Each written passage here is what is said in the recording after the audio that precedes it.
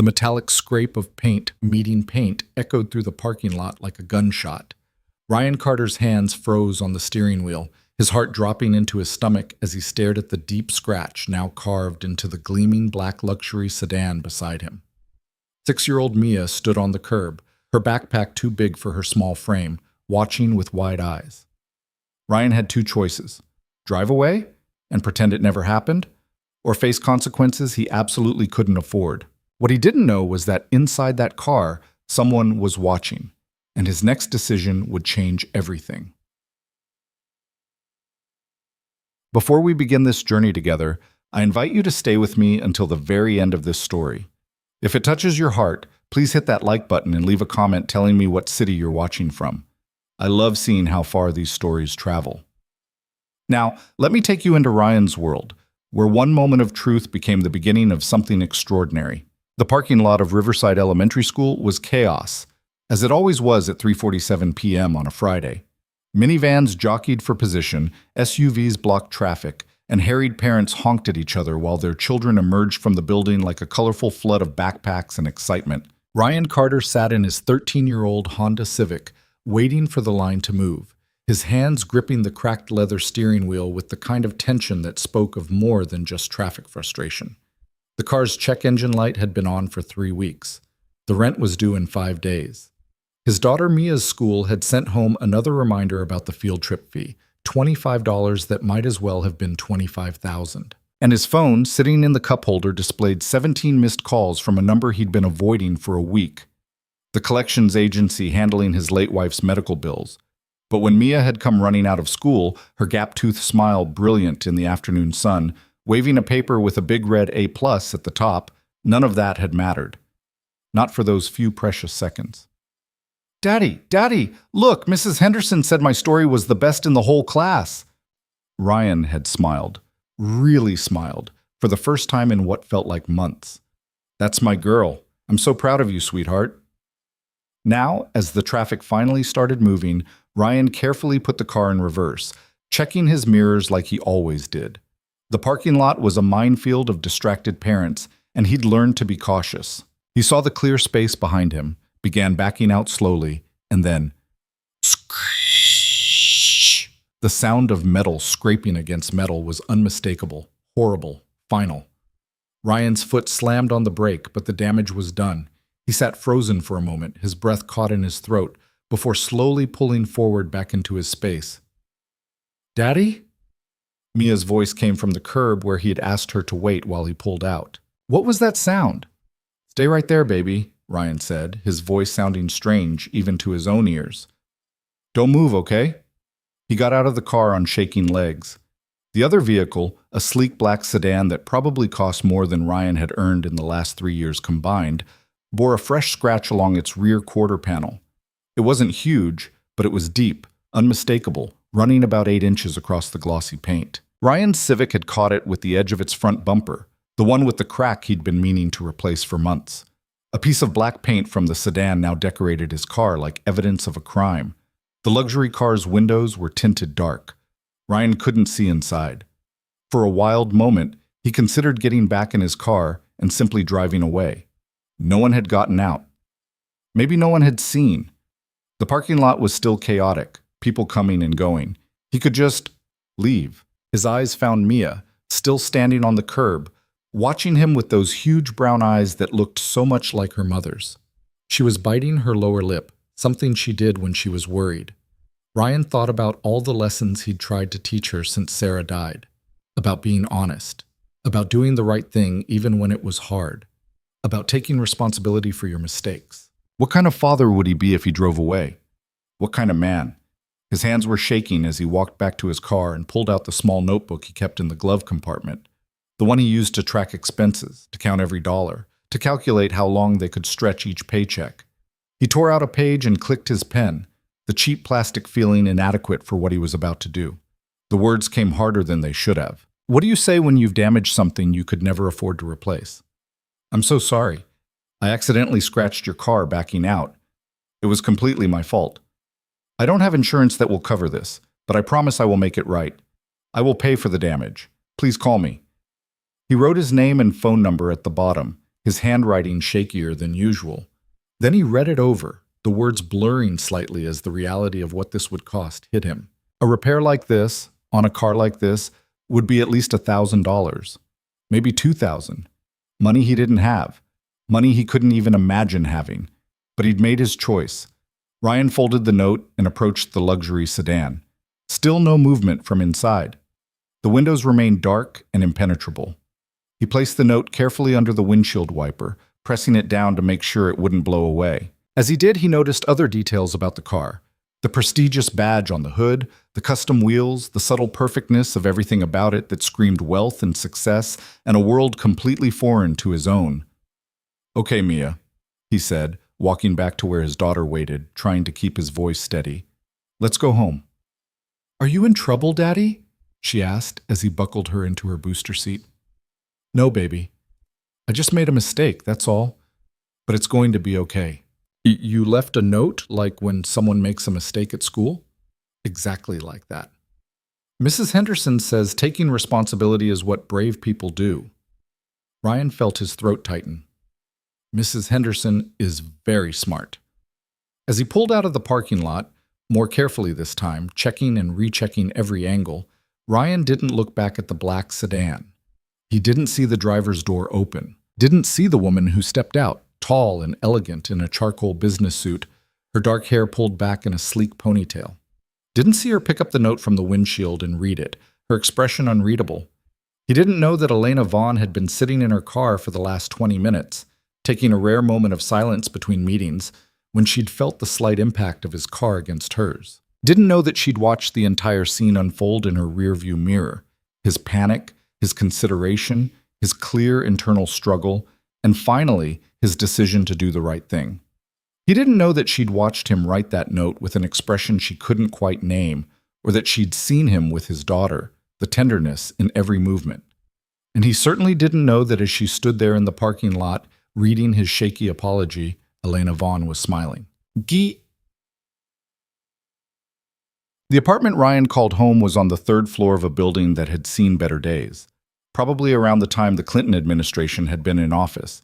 The elevator had been broken for 2 years, so he and Mia took the stairs, her hand small and trusting in his as they climbed. 17, 18, 19, Mia counted the steps like she always did, making a game of it. Their apartment was small, a one-bedroom that Ryan had tried to make cheerful with second-hand furniture, and Mia's colorful drawings taped to every available wall.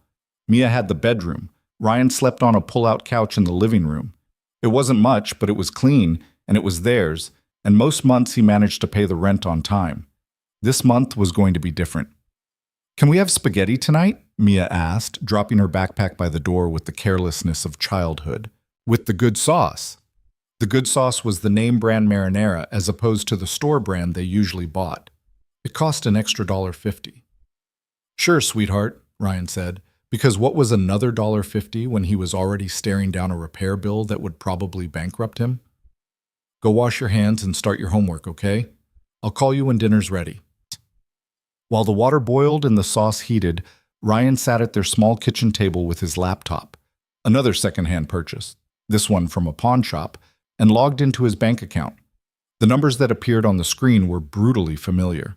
Checking $247.33. Savings $89.17. Rent was $950. Due in 5 days. His paycheck from his job at Morrison's Hardware would deposit on Monday $1,100. That would cover rent with $150 left over for groceries, gas, and everything else they needed for 2 weeks until the next check. It was tight, but they'd make it work. They always did. Except now there was the car.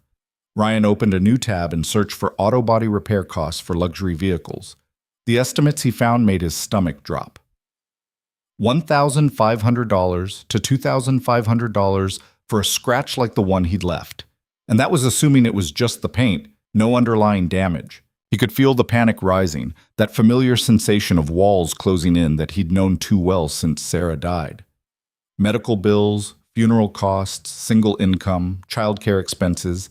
It had been a cascade of financial disasters that he'd somehow managed to stay ahead of. Barely. This might be the thing that finally drowned him. His phone rang, and for a moment, his heart stopped. Already? Had the owner of the car called already? But the number on the screen was his mother's. "Hi, Mom," he answered, trying to keep his voice normal. "Ryan, honey, how are you? How's my beautiful granddaughter?" "We're good. Mia got an A+ on her story today." "Oh, that's wonderful. She's such a bright girl, just like her mother was." There was a pause. "Are you sure everything's okay? You sound stressed." Ryan almost laughed. His mother had always been able to read him, even over the phone. "Just a long day. Nothing I can't handle." "Ryan Carter, you are the most stubborn man I know. If you need help, Mom, you're already doing enough." His mother, who lived 3 states away on a fixed income, sent them $50 every month for Mia's treats. Ryan knew she could barely afford it, and there was no way he was going to ask for more. A mother never does enough for her son. "You know, if I could do more." "I know, Mom, and I appreciate it. We're okay, really." After they hung up, Ryan stared at his phone, willing it to ring, willing the owner of that car to call so he could at least know what he was facing. The not knowing was almost worse than any number would be. The water boiled over, hissing on the stove, and Ryan jumped up to turn down the heat. As he drained the pasta, Mia called from the living room. "Daddy, look! I drew a picture of the park." He found her sprawled on the floor, crayons scattered around her, holding up a drawing of 2 stick figures, one big, one small, next to a swing set. The son in the corner had a smiling face. "That's beautiful, baby. That's you and me. We're happy." Ryan knelt down beside her, pulling her into a hug. She smelled like school, crayons and playground, and the strawberry shampoo he'd found on sale. "We are happy, aren't we?" "Uh-huh. Even though we don't have a lot of money like Sarah Thompson's family." Ryan pulled back to look at her. "Did Sarah say something to you?" "She said her daddy drives a fancy car, and we have an old car, but I said our car is special because it has that scratchy sound the radio makes that sounds like singing." The radio antenna had been broken for months, causing static on most stations. Ryan had told Mia it was the radio singing to them. "Our car is pretty special," he agreed, his heart aching. "And you know what? Having money doesn't make you happy. Being together, being kind, loving each other, that's what matters." "I know," Mia said with the easy certainty of childhood. "That's why we're happy, and Sarah Thompson is actually kind of grumpy." After dinner, after homework and bath time and 3 bedtime stories, after Mia finally fell asleep clutching her stuffed rabbit, Ryan sat on his pull-out couch in the dark living room and waited for his phone to ring. It didn't. No. Saturday passed in a haze of anxiety. Ryan took Mia to the park like they did every weekend when the weather was nice, pushing her on the swings and catching her at the bottom of the slide, pretending everything was normal. But every time his phone buzzed, a spam call, a text from his coworker, a notification from his banking app, his heart raced. Sunday was worse. The waiting was torture. Had the owner of the car even seen his note? Maybe it had blown away. Maybe they'd thrown it out without reading it. Maybe they were talking to lawyers. By Monday morning, as Ryan dropped Mia at school, the stress was eating him alive. "You okay, Dad?" Mia asked as he walked her to the door. "You look tired." "Just didn't sleep great, sweetness, but I'm fine." "Maybe you need more bedtime stories. They always help me sleep." Ryan smiled despite everything. "Maybe you're right." He was driving to work, mentally preparing for another 8-hour shift of helping customers find the right screws and explaining the difference between paint finishes when his phone finally rang. Unknown number. Ryan pulled over immediately, his hands shaking as he answered. "Hello? Is this Ryan Carter?"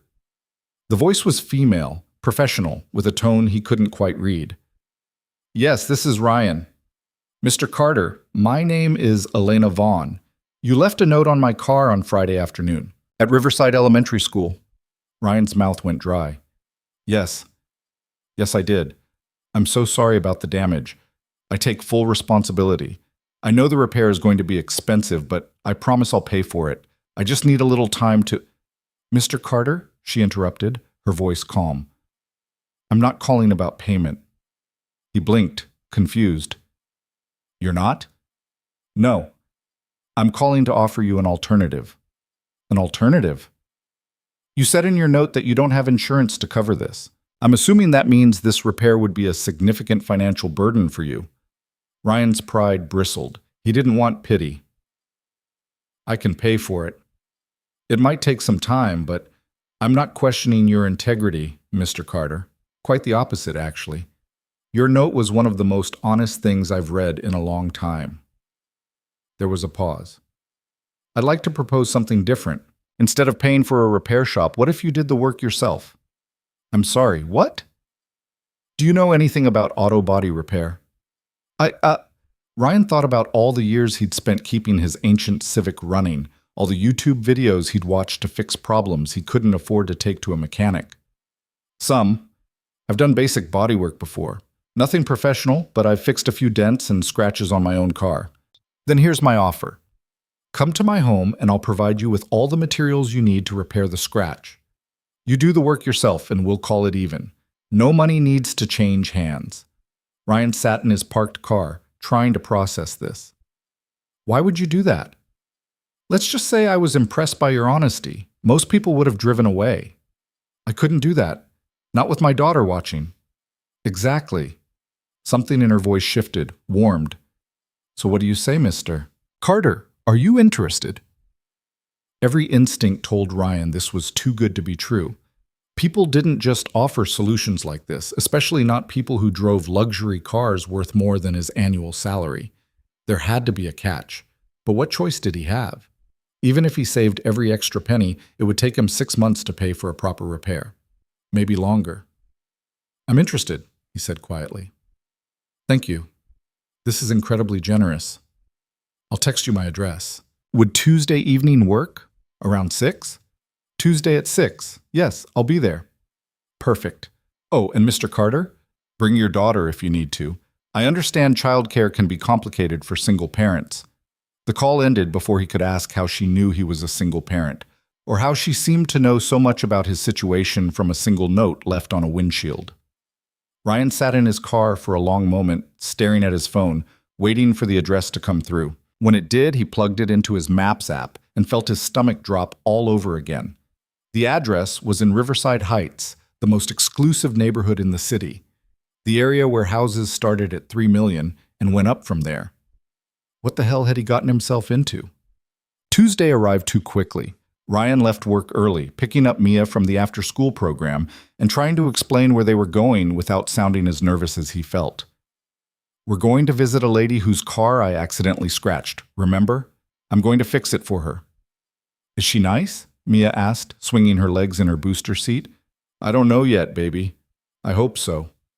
As they drove through increasingly affluent neighborhoods, Ryan felt more and more out of place. His Civic, with its rust spots and cracked bumper and singing radio, felt like an intruder among the pristine SUVs and luxury sedans that lined these streets. The houses grew larger, set back from the road behind gates and perfectly manicured lawns. Ryan had never been in this part of the city before. He'd driven past it, of course, but never into it. When his GPS announced they'd arrived at their destination, Ryan almost thought there'd been a mistake. The house, no, mansion, sat behind wrought iron gates at the end of a circular driveway. It was modern, but warm, all clean lines and huge windows, probably 6,000 square feet at least. The lawn was pristine. The landscaping looked professional. A fountain burbled near the entrance. Whoa, Mia breathed. Is this a castle? Not quite, baby. Ryan pulled up to the call box mounted on the gate, his palms sweating. He pressed the button. Yes? A male voice, polite but formal. This is Ryan Carter. I have an appointment with Ms. Vaughn. Of course, Mr. Carter. Please drive up to the main entrance. The gate swung open smoothly, and Ryan drove through, feeling like he was entering another world. His car had never looked shabbier than it did parked in front of this house. Before he could second-guess everything, the front door opened. Elena Vaughn was not what he expected. He wasn't sure what he'd been expecting exactly. Someone older, maybe. Someone severe. Someone who looked like they belonged in a house like this. Elena did belong in a house like this, but not in the way he'd imagined. She was younger than her voice had suggested, probably around 30. Tall, with dark hair that fell in soft waves past her shoulders. She wore jeans and a simple white blouse, elegant but not ostentatious. No visible jewelry except for a watch that probably cost more than Ryan's car. But it was her eyes that caught him. Dark, intelligent, assessing, but not cold. There was warmth there, and something else. Curiosity, maybe. "Mr. Carter," she said, walking down the steps to meet them. "Thank you for coming." "Please call me Ryan." He felt awkward, aware of how out of place he must look. "This is my daughter, Mia." Elena crouched down to Mia's level, smiling. "Hello, Mia. It's very nice to meet you." Mia, who was usually shy around strangers, smiled back. "Your house is really pretty. It's like a princess house." "Thank you. Would you like to see inside?" Mia looked at Ryan, who nodded. "If it's okay." "Of course it is. Come on, I'll show you around." The interior of the house was just as impressive as the exterior. High ceilings, modern art on the walls, furniture that looked both expensive and comfortable. But what struck Ryan most was how empty it felt. Not of things, but of life. There were no personal photos, no clutter, nothing that suggested anyone actually lived here beyond using it as a beautiful shell. Elena led them through to the kitchen, which was enormous, all marble countertops and professional appliances. "Can I get you something to drink? Water? Juice for Mia?" "Water would be great, thank you." While Elena poured drinks, Mia wandered around the kitchen, her eyes huge. "Do you have a family?" she asked with the blunt curiosity of 6-year-olds. "Mia," Ryan said quickly. "That's not polite to ask." "It's fine," Elena said, handing Mia a juice box. "No, I don't. I live alone." "Don't you get lonely?" Elena paused, and something flickered across her face. "Sometimes," she admitted, "but I stay very busy." "My daddy gets lonely sometimes too," Mia announced. "That's why we got a fish. His name is Bubbles." Ryan wanted to sink through the floor. "Mia, sweetheart, why don't you drink your juice?" But Elena was smiling again, and it looked genuine. "Bubbles is a good name for a fish." She led them outside to a 4-car garage that was cleaner than most people's kitchens. The black sedan sat in one of the bays, the scratch visible even from a distance. "I've already ordered all the supplies you'll need," Elena said, gesturing to a workbench where various materials were laid out. Sandpaper in different grits, primer, paint matched to the car's color, clear coat, polishing compounds. "I wasn't sure exactly what you'd need, so I got everything the auto shop recommended." Ryan walked over to examine the supplies. It was professional-grade stuff, and a lot of it. "This is too much." "This must have cost—" "The cost doesn't matter," Elena interrupted. "What matters is fixing the car properly. Can you work with these?" Ryan picked up the paint, checking the color match. It was perfect. "Yes. Yes, I can definitely work with these." "Good. You can come whenever you have time, evenings, weekends, whatever works for you." "I don't want to intrude on your home." "Ryan," she said, and it was the first time she'd used his first name. "You're doing me a favor. I'm offering you the chance to do this yourself instead of putting you in a difficult financial position. It's not charity, it's just practical." Their eyes met, and Ryan saw something in her expression that he couldn't quite name. Understanding, maybe, or recognition. "Okay," he said quietly. "Thank you." "How long do you think it will take?" Ryan examined the scratch more closely. "If I work a few hours each session, probably 3, maybe 4 sessions. I want to do it right, proper prep work, multiple coats, proper drying time between each stage. Take as long as you need. There's no rush." Over the next hour, Ryan began the initial work, assessing the damage, beginning the careful sanding process that would prepare the surface for repair. He fell into the familiar rhythm of the work, his hands steady, his focus complete. Meanwhile, Elena and Mia had disappeared into the house. Ryan could hear Mia's excited voice echoing through the open garage door, though he couldn't make out the words. When they returned, Mia was chattering enthusiastically. "And she has a whole library, with a ladder that slides, and she said I could borrow a book." Mia was clutching a hardcover book, something with a colorful cover that looked age-appropriate. "I hope that's okay," Elena said to Ryan. "She said she likes to read." "That's very kind of you, Mia. What do you say?" "Thank you, Ms. Vaughn. Please call me Elena." As the evening wore on, Ryan worked while Elena sat on a nearby stool, occasionally asking questions about the process. She seemed genuinely interested, not just making conversation. And she was good with Mia, patient when the little girl asked a million questions, smiling at her observations about the world. Around 8, Ryan straightened up, wiping his hands on a rag. I should stop for tonight. I need to get Mia home and into bed.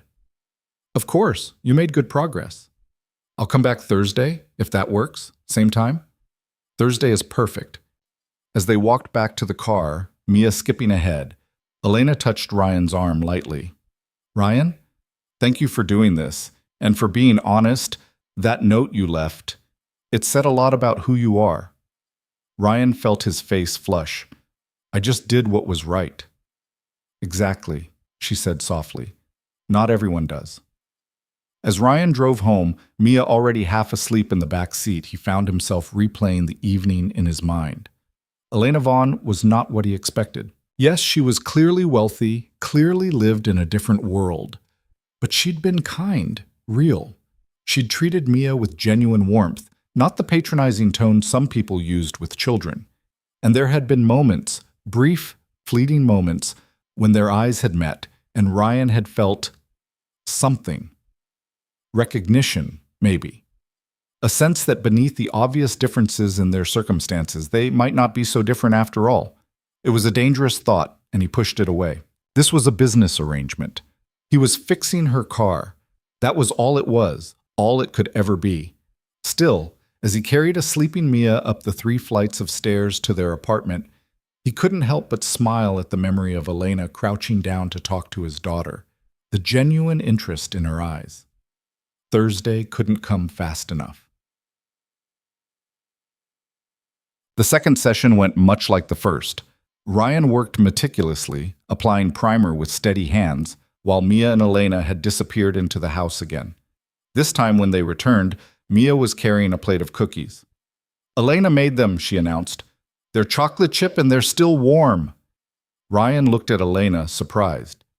You didn't have to. I was baking anyway, she said with a small shrug. I like to bake when I'm stressed. It helps me think. What are you stressed about? The question came out before Ryan could stop it. Too personal, too familiar.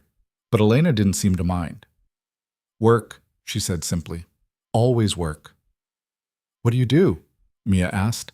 Are you a teacher, or a doctor, or astronaut? Elena laughed, a genuine sound that transformed her face. None of those. I run a company. What kind of company? We make software, computer programs that help other businesses run more smoothly. That sounds boring, Mia said with childhood honesty. Mia, Ryan said, mortified, but Elena was still laughing. Sometimes it is boring, but sometimes it's exciting, like solving a really complicated puzzle. As Ryan worked, he became aware of Elena watching him.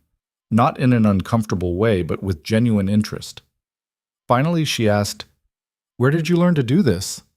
YouTube mostly, Ryan admitted, and trial and error on my own car. When you can't afford to pay someone else, you learn to do things yourself. That's resourceful.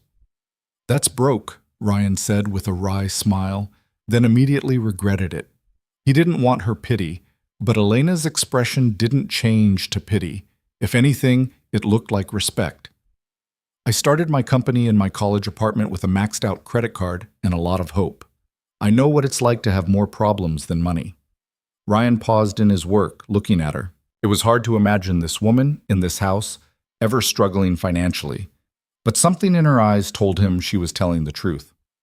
It's hard to picture, he said honestly. That was the point. Once I succeeded, I wanted to leave all that behind. She was quiet for a moment. Sometimes I wonder if I left too much behind. Before Ryan could respond to that cryptic statement, Mia came running over.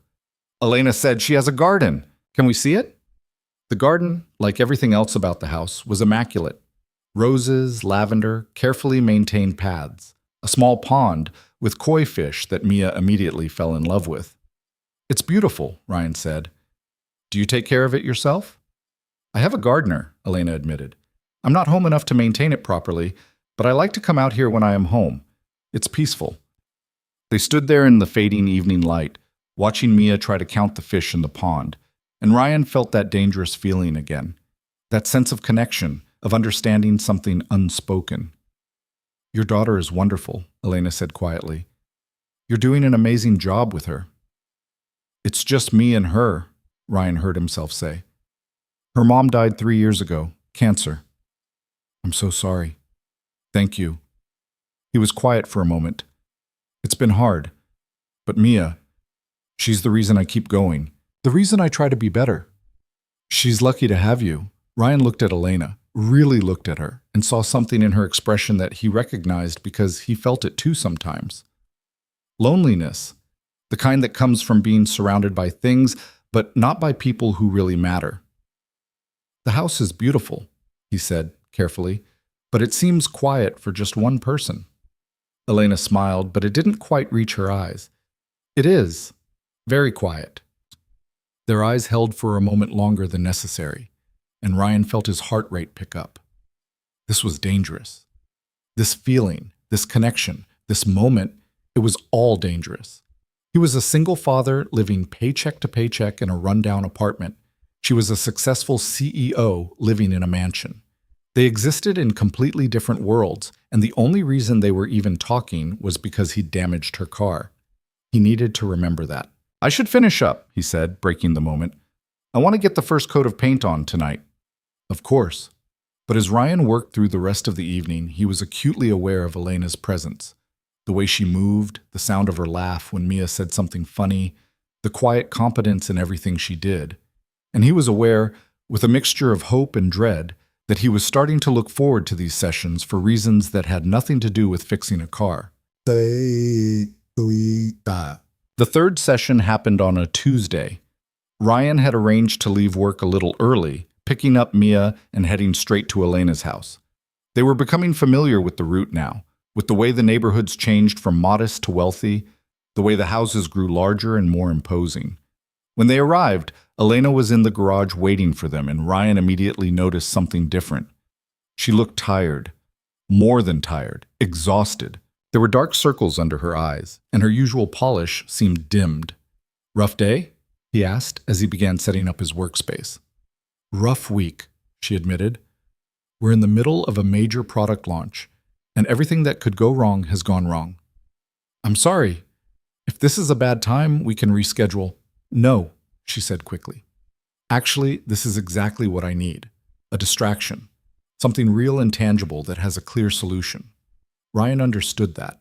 There was something meditative about working with his hands, about the simple clarity of fixing something broken. As he worked on applying the base coat, Elena asked, Can I try? He looked up, surprised. What? Can I help, or at least watch more closely? I'd like to understand the process. Sure. It's pretty straightforward once you know what you're doing. He showed her how to hold the spray gun, how to maintain the right distance and angle, how to apply the paint in smooth, even strokes. Elena was a quick study, focused and precise. When she tried it herself under his guidance, her application was nearly perfect. You're a natural, Ryan said, impressed. I like learning how things work, Elena said. My whole career is built on understanding systems and processes. This isn't that different. Mia had made herself comfortable in a corner of the garage with the book Elena had lent her, occasionally looking up to watch them work.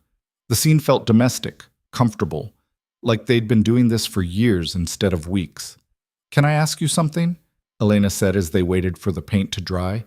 And please don't feel obligated to answer if it's too personal. Okay? What do you do? For work? I work at Morrison's Hardware, started there about 2 years ago. Do you like it? Ryan considered the question. It's a job. It pays the bills. Most of them, anyway. The people are good.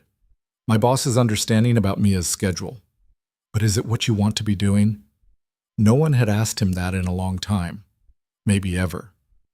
I don't know if what I want matters much. I have responsibilities.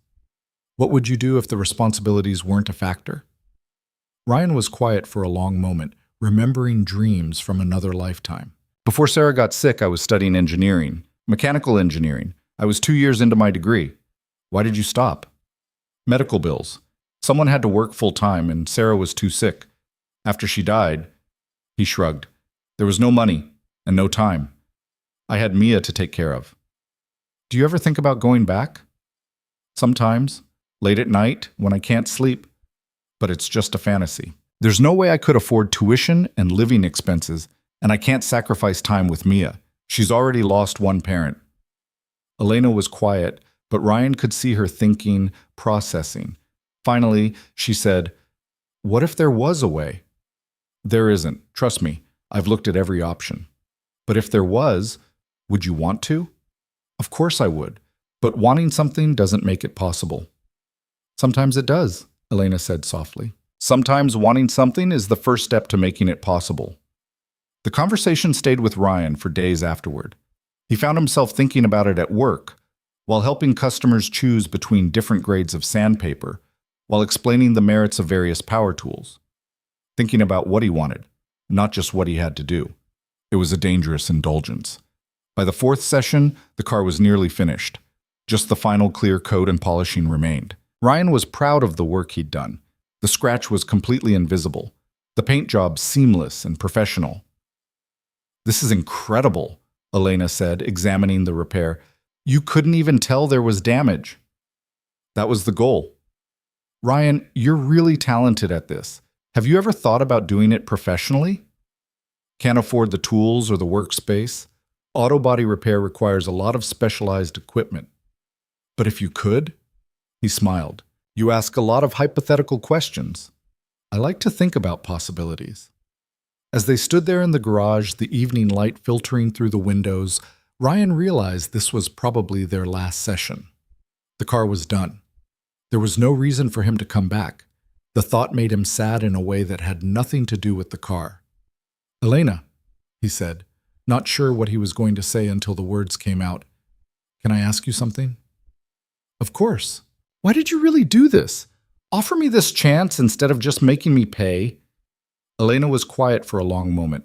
When she finally spoke, her voice was soft, almost vulnerable. "Because when I read your note, I saw something rare. Integrity, honesty, responsibility. In my world, those qualities are surprisingly hard to find. Everyone wants something. Everyone has an angle." She looked at him directly. "You didn't know who I was.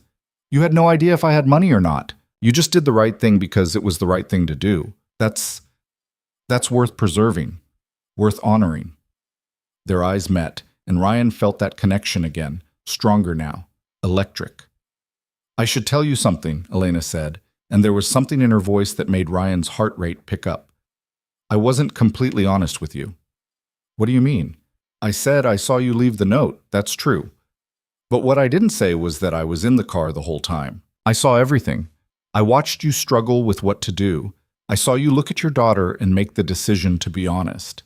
Ryan's mind raced back to that day, to those terrible moments of indecision. She'd been watching the entire time. "Why didn't you say something then?"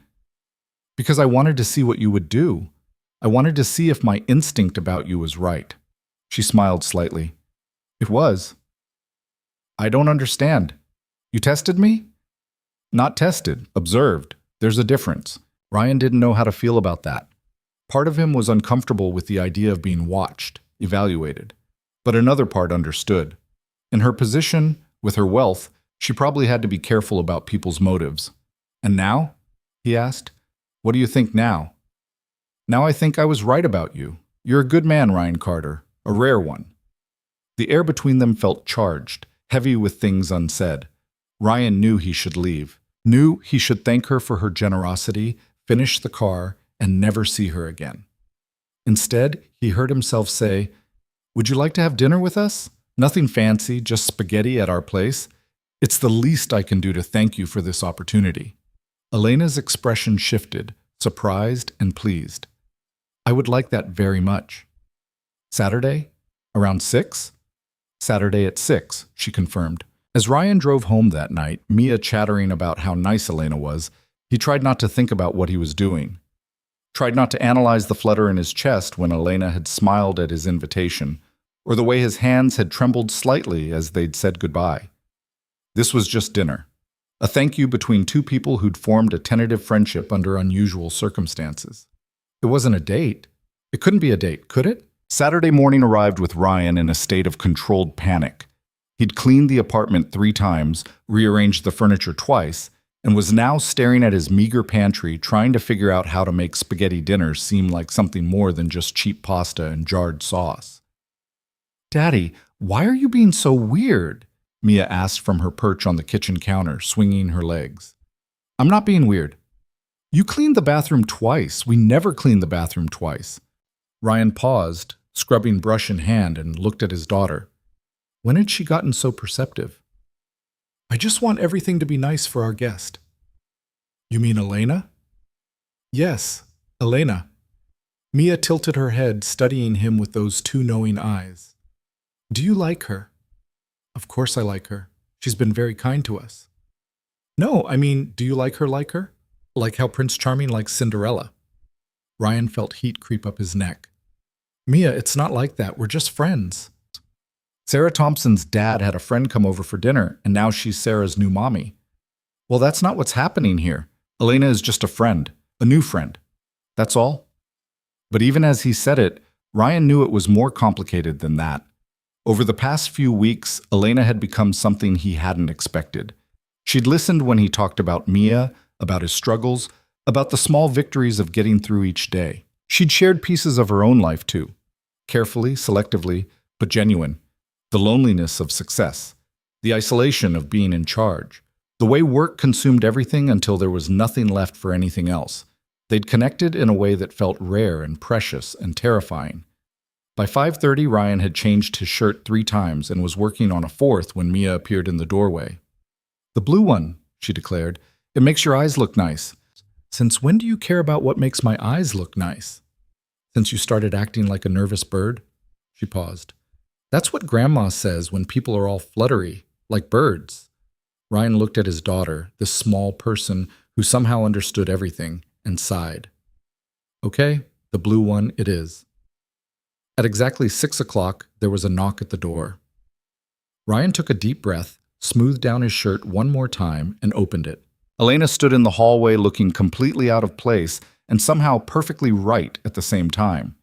She wore dark jeans and a soft gray sweater, her hair down around her shoulders. In her hands, she held a bottle of wine and a bouquet of flowers. "Hi," she said, and Ryan noticed she looked almost as nervous as he felt. "Hi, come in, please." She stepped into the apartment, and Ryan tried to see it through her eyes. The worn furniture, the drawings on the walls, the toy box in the corner, the way everything was clean but obviously old, obviously lived in, obviously nothing like what she was used to. But when Elena looked around, her expression was warm. "This is lovely. It feels like a home." "It's small," Ryan said, then immediately regretted it. Why did he feel the need to apologize for his life? Small doesn't mean less valuable. Some of the best things come in small packages. Elena knelt down to Mia's level. "Hi, Mia. I brought you something." She pulled a small wrapped package from her bag. Mia looked at Ryan for permission, and he nodded. Inside was a set of colored pencils, professional grade, with dozens of colors. "For your drawings," Elena said. "I noticed you like to draw." Mia's eyes went huge. "These are the fancy ones. Sarah Thompson has these, and she says they're really expensive." "Mia," Ryan said quietly, embarrassed. But Elena just laughed. "They're for artists, and you're an artist, right?" "Right." Mia hugged the box to her chest. "Thank you." In the kitchen, while Ryan stirred the sauce and boiled the pasta, Elena sat at their small table with a glass of wine, and they talked. Really talked. Not the careful conversations they'd had in her garage, but something deeper, more honest. "I was terrified coming here," Elena admitted. "I almost turned around twice." Ryan looked at her, surprised. "Why?" "Because I'm so far outside my usual world. I don't do this. Casual dinners, real friendships, anything that isn't calculated and professional. It's been so long since I've just been myself with someone." "You're always yourself." "No, I'm not. I'm Elena Vaughn, CEO. I'm a brand, a reputation, a carefully managed image. But here," she looked around the small kitchen, at Mia coloring at the table, at Ryan in his worn jeans and blue shirt, at the simple domesticity of it all. "Here I can just be Elena." "Well, just Elena," Ryan said with a small smile. "I'm glad you came." Dinner was simple but good. The pasta was cooked perfectly. The sauce was decent despite being from a jar, and the garlic bread made from day-old bread and margarine was crispy and warm. They ate at the small table, Mia chattering about school, about her friend Jessica, about the fish bubbles who'd learned a new trick, which apparently involved swimming in circles. Elena listened to all of it with genuine interest, asking questions, laughing at Mia's stories.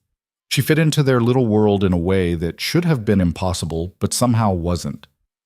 After dinner, while Mia was occupied with her new colored pencils, Ryan and Elena did the dishes together in the tiny kitchen. It was cramped, their arms occasionally brushing as they worked, and Ryan was hyper-aware of her presence beside him. "Thank you for this," Elena said softly. "I can't remember the last time I had a meal like this." Spaghetti and garlic bread. No, a meal that felt like it mattered, like it was about being together, not about business or networking or making an impression. Ryan rinsed a plate, considering his words. "Can I ask you something? And you can tell me if I'm overstepping." "Okay." "Why are you really here? I mean, the car is fixed. You don't owe me anything. So why did you say yes to dinner?" Elena was quiet for a long moment, her hands still in the soapy water. When she finally spoke, her voice was barely above a whisper. "Because, for the first time in years, someone invited me somewhere, not because of what I could do for them, but just because they wanted me there. Do you know how rare that is?" Ryan turned to look at her, really look at her, and saw the loneliness there, deep and real. "I think I do, actually. After Sarah died, people were kind for a while, but then they got uncomfortable. Single dad, grieving, struggling. It made them uneasy. The invitations stopped. The friendships faded. It was like Mia and I existed in this bubble where no one could quite reach us." "Exactly," Elena said, meeting his eyes. "That's exactly it. We're both in bubbles, just different kinds." They stood there in the small kitchen, the moment stretching between them, heavy with recognition and possibility, and something neither of them was quite ready to name. "Daddy! Elena! Come see what I drew!" The spell broke. They returned to the living room where Mia had created an elaborate drawing with her new pencils, a house with 3 stick figures in front of it. "That's you, and that's me, and that's Elena," Mia explained, pointing to each figure. "We're all happy." Ryan felt his throat tighten. "It's beautiful, sweetheart." Elena knelt beside Mia, studying the drawing. "Can I keep this? I'd love to put it up in my house." "Really?" "Really. It's the most beautiful thing anyone's given me in a long time." Later, after Mia had been tucked into bed with 3 stories and multiple kisses, Ryan and Elena sat on the pull-out couch in the living room, each with a glass of wine, talking in low voices so as not to wake Mia. "Tell me about your company," Ryan said. "What's it actually like, running something that big?" Elena leaned back, considering. "Exhausting, exhilarating, terrifying. I started Vaughn Tech 8 years ago with 1 employee, me, and an idea. Now we have over 300 employees, offices in 4 cities, clients all over the world. Some days I can't believe we built something that big. Other days I feel like I'm barely holding it together. You make it look effortless." "That's the illusion. Behind the scenes, it's constant problem solving, constant decisions, constant pressure. Everyone looks to me for answers, and some days I don't have them." "Like this product launch you mentioned?" "Exactly. We're rolling out a new platform in 3 weeks, and there have been setbacks, technical issues, timeline delays, client concerns. My team is working around the clock, and I feel guilty every time I'm not there with them." "Is that why you were in the parking lot that day, working late?" Elena nodded. "I'd been in back-to-back meetings all day. I pulled into the school parking lot to take a call, then stayed because I needed 5 minutes of quiet before going home to more emails, more problems, more decisions. And instead, you got me crashing into your car." She smiled. "Best interruption I could have asked for." "I find that hard to believe." "It's true. Ryan, do you know what it's like to be surrounded by people who only see you as a means to an end? My employees see me as their boss, their paycheck. My board sees me as a return on investment. Other CEOs see me as competition or a networking opportunity. No one just sees me as Elena." "Except now?" "Except now," she agreed. "With you, I'm just a person, not a title, not a net worth, not a business opportunity, just me." Ryan set down his wine glass, his heart beating faster. "You know I Googled you, right? after that first phone call. Elena's expression didn't change. I assumed you would. The articles I found, they call you a genius, a visionary, one of the top 30 entrepreneurs under 35. Your company is valued at over $500 million. And does that change how you see me? Ryan thought about it, really thought about it. Honestly, terrifies me a little, the gap between our worlds. What gap? Elena asked, and there was an intensity in her voice now. You think money determines someone's worth? You think a big house and a successful company make me better than you? I think it makes you different from me. Different doesn't mean incompatible. She turned to face him fully. Ryan, you're raising a beautiful, kind, intelligent daughter on your own. You work hard. You take responsibility for your mistakes. You're gentle and patient and good. Those qualities, integrity, honor, genuine kindness, they're worth more than any bank account. They're what I've been searching for in a world full of people who've forgotten how to be real. Elena, I'm not finished. She was leaning closer now, her eyes bright. You see me. Not my money, not my success, not what I can do for you. You see me. Do you know how incredible that is? The air between them crackled with tension. Ryan knew he should pull back, create distance, remember all the reasons this couldn't work. But he couldn't make himself move away. I see you too, he said quietly, and what I see scares me. Why? Because I could fall for you, really fall for you. And where does that leave us? You in your mansion, me in my 3-flight walk-up, you running a company, me selling hardware, you with your world, me with mine. What if we created our own world? Elena whispered. One that belongs to both of us?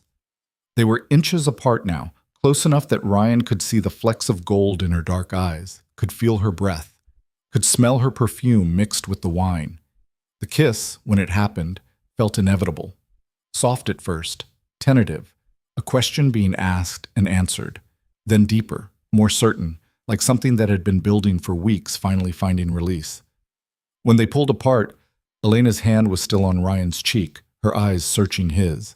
I should go, she said, but she didn't move. You should, Ryan agreed, also not moving. This is complicated. Very complicated. We should think about this. Be smart about it. Definitely.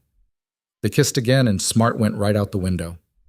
Eventually, Elena did leave, but not before they'd talked for another hour, sitting close on the couch, hands intertwined, navigating the impossible terrain of what was happening between them. I want to see you again, Elena said at the door. Not about the car, not as some kind of obligation. I want to actually see you, both of you. I want that too, Ryan admitted. But Elena, we need to be realistic. Your life, my life, they don't exactly mesh. Then we'll figure it out. If we both want this, we'll find a way. You make it sound simple. Maybe it is.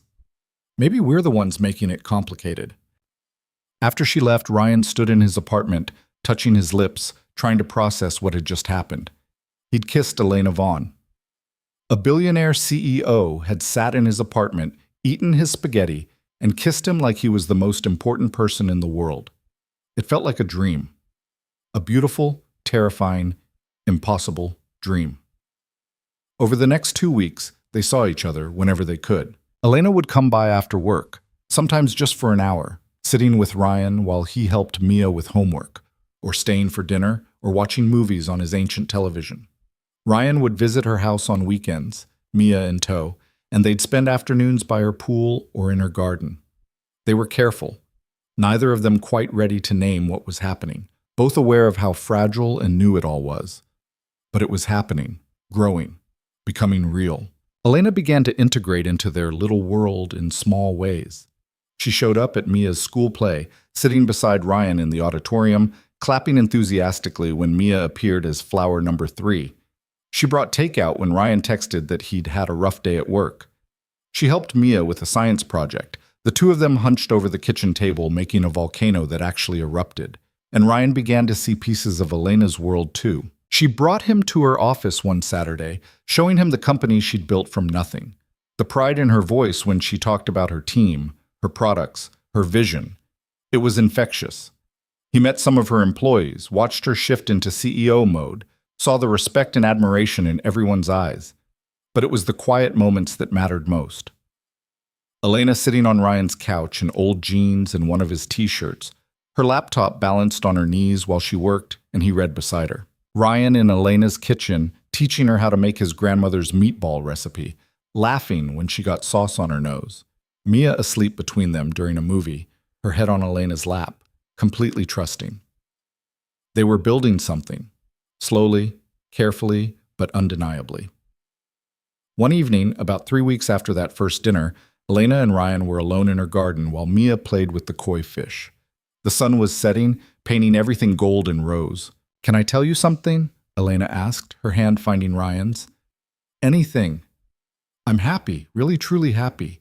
For the first time in years, I wake up looking forward to the day because I know I might see you, might hear your voice, might get a text from Mia with one of her drawings. You've changed everything for me." Ryan squeezed her hand, his heart full. "You've changed everything for us too. Mia adores you. And I—" He paused, gathering courage. "I'm falling in love with you, Elena. I probably have been since that first night at my apartment, maybe even before that." Elena turned to face him, her eyes bright with unshed tears. "I love you too. I think I have since I watched you write that note, choosing honesty over convenience. You're the best man I've ever met, Ryan Carter." They kissed in the fading light, and everything felt possible. The differences between them, the complications, the very real challenges they'd face, none of it mattered in that moment. They had this. They had each other. But reality has a way of intruding on even the most perfect moments. The next morning, Ryan dropped Mia at school and headed to work as usual. The hardware store was busy, Saturday morning rush of DIY enthusiasts and contractors stocking up for the weekend. Ryan helped customer after customer, his mind only half on work, still replaying last night in the garden, the feel of Elena's lips, the words they'd finally spoken aloud. During his lunch break, he pulled out his phone and saw a text from Elena. "Missing you already. Lunch meeting ran long, but thinking about tonight. Your place or mine?" Ryan smiled, typing back a response, when one of his coworkers, Jake, who worked in plumbing, walked into the break room with his phone out. "Dude, you see this? That tech CEO, the woman from Vaughn Tech? She's all over the news." Ryan's heart stopped. "What? Why?" "Some big announcement. Here, look." Jake showed him his phone screen. There was Elena, professional and polished in a navy suit, standing at a podium in front of a room full of reporters and cameras. The headline read, "Vaughn Tech CEO Elena. Vaughn announces major partnership with Quantum Industries. Deal worth $300 million. Ryan stared at the screen, watching Elena speak with confidence and authority, every inch the powerful CEO. This was her world. Press conferences, multi-million-dollar deals, business suits and boardrooms, and decisions that affected hundreds of people. "She's pretty impressive," Jake said. "Started that company from nothing, you know? Now she's worth like $500 million. Can you imagine?" No, Ryan couldn't imagine. That was the problem. He watched the video, watched Elena answer questions with poise and intelligence, watched her smile, that professional smile that was nothing like the soft, genuine smile she gave him. And for the first time, the reality of who she was truly hit him. This wasn't just about different tax brackets or neighborhoods. Elena operated at a level so far beyond Ryan's world that it seemed absurd he'd ever thought they could bridge that gap. She was negotiating $300 million deals while he was selling screws and paint samples. She was being interviewed by national media while he was eating a sandwich in a break room with a flickering fluorescent light. What had he been thinking? The rest of his shift passed in a blur. Ryan went through the motions, helping customers, restocking shelves, but his mind was elsewhere. By the time he picked up Mia and headed home, he'd worked himself into a state of quiet panic. Elena called while he was making dinner. "Hi," she said, her voice warm. "Sorry I've been MIA today. The partnership announcement turned into a whole thing. Are we still on for tonight?" "Actually," Ryan heard himself say, "I'm pretty tired. Rain check?" There was a pause. "Is everything okay?" "Yeah, fine, just a long day." "Ryan, talk to me. What's wrong?" "Nothing. I just need some time to think." "Think about what?" Her voice had shifted now, worried. "Did something happen?" I saw your press conference, the deal with Quantum Industries. Another pause, longer this time. And? And it reminded me of who you are, what your life is actually like. Ryan, I need some space, Elena, just to process everything. This has all moved really fast. We said we'd figure it out together. There was hurt in her voice now, and something else.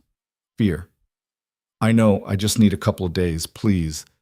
After they hung up, Ryan sat on his couch, staring at nothing, feeling the weight of reality crushing down on him. Mia appeared from her room, clutching her stuffed rabbit. Is Elena coming over?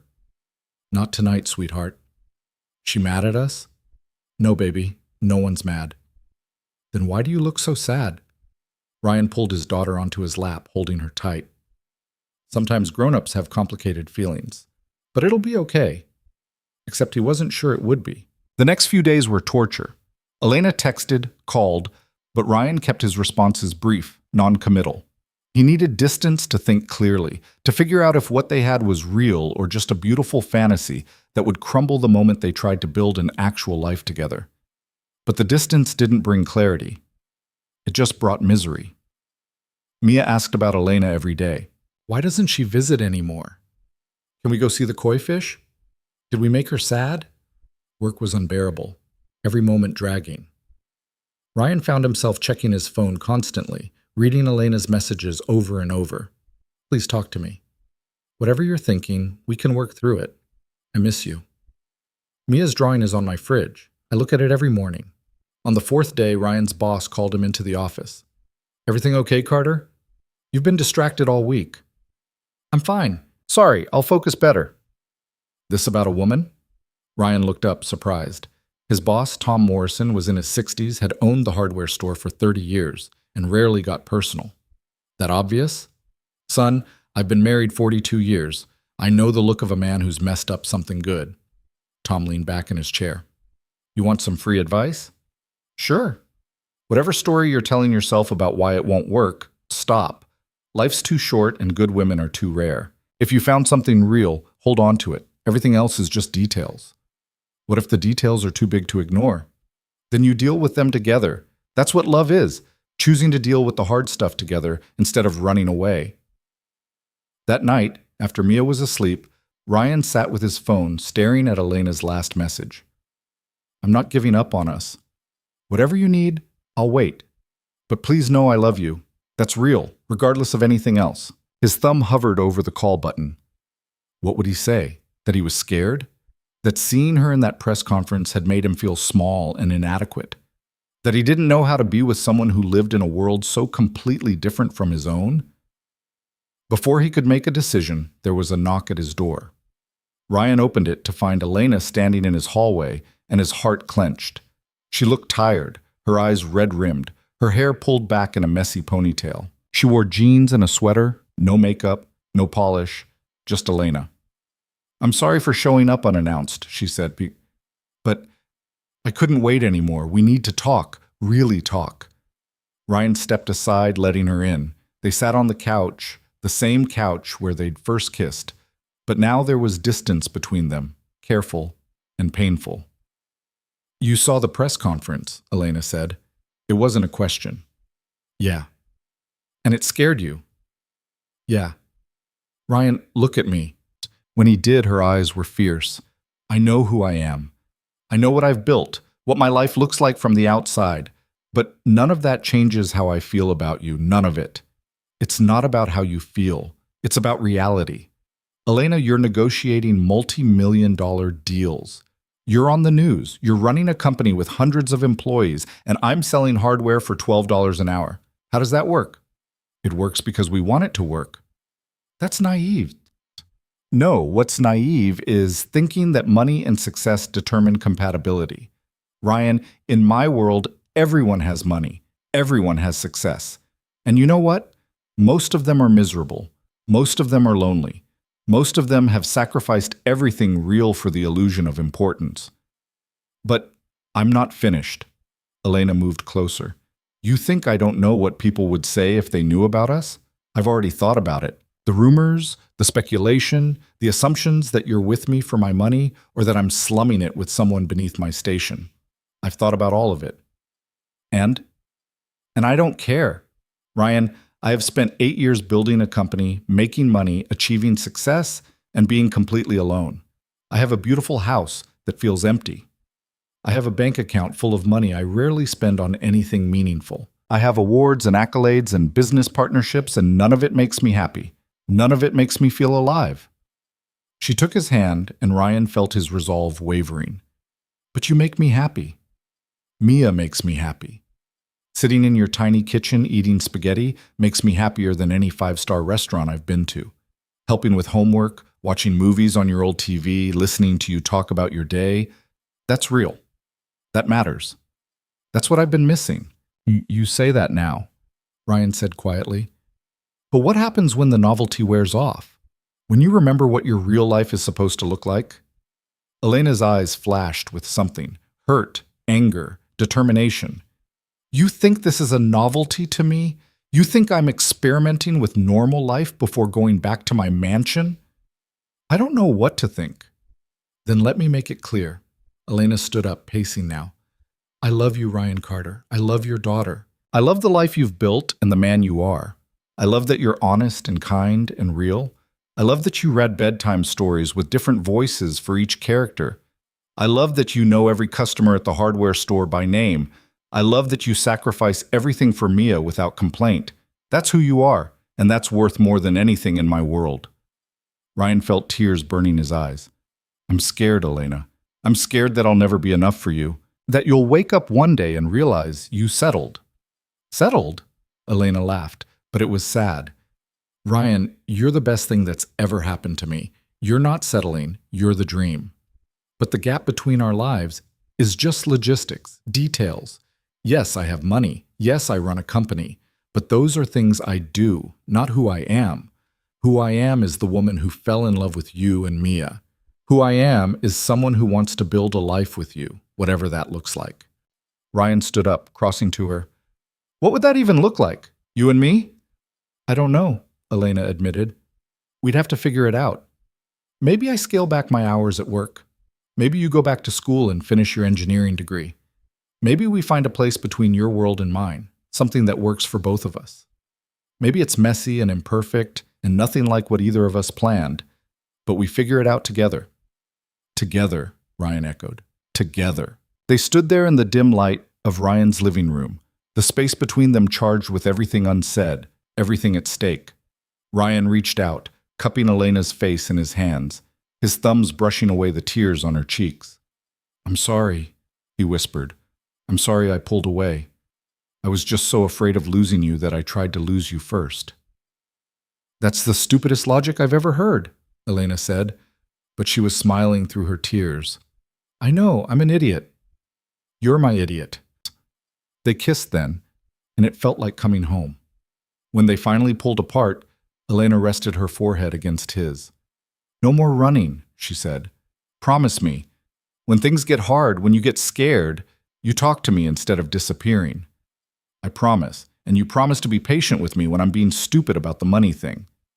Deal. They spent the rest of the night talking, really talking, about what a future together might look like. It wouldn't be easy, they both knew that. But for the first time, they were facing it together instead of apart. The next few weeks felt like a honeymoon period. Elena integrated even more deeply into Ryan and Mia's life, and they into hers. She started leaving a toothbrush at Ryan's apartment. He kept a change of clothes at her house. Mia began calling Elena's mansion the big house and referring to their apartment as the cozy house, treating both as equally home. Ryan met more of Elena's world, her executive team, her business partners, the people who populated her professional life. Some of them were warm and welcoming. Others looked at him with thinly veiled skepticism, their eyes asking the question they were too polite to voice. What's a hardware store employee doing with Elena Vaughn? Elena met more of Ryan's world too. She came to the hardware store one Saturday, wandering the aisles while Ryan worked, asking him questions about different products with genuine interest. She met his coworkers, had coffee with his mother during one of her visits, sat through a parent-teacher conference with him when Mia's teacher wanted to discuss her progress. They were building a life. Messy and unconventional, but undeniably theirs. Then came the charity gala. Elena had mentioned it in passing a few weeks earlier, an annual fundraiser her company sponsored for STEM education programs. She usually went alone or with a business associate, treating it as a networking obligation rather than a social event. "Come with me this year," she'd said one evening while they were cooking dinner together in her kitchen. "I want you there." Ryan had frozen, the knife he was using to chop vegetables hovering midair. "To a gala? Elena, I don't even own a suit." "So we'll get you a suit." "I can't afford—" "Then I'll buy you one. Ryan, please. I'm tired of going to these things alone, making small talk with people who only care about business. I want you beside me." The vulnerability in her voice had made it impossible to refuse, even though the idea terrified him. A gala meant Elena's world on full display: wealth, power, prestige. All the things that made Ryan acutely aware of how different they were. But he'd agreed because he loved her, and because he'd promised not to run anymore. The suit fitting had been an experience in itself. Elena had taken him to a boutique where the cheapest option cost more than Ryan made in a month.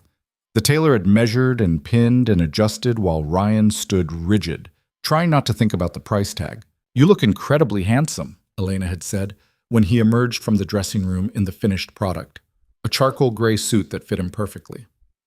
"I feel like I'm playing dress-up." "You're not. You're just showing the world who you've always been. You're just in better clothes now." The night of the gala arrived too quickly.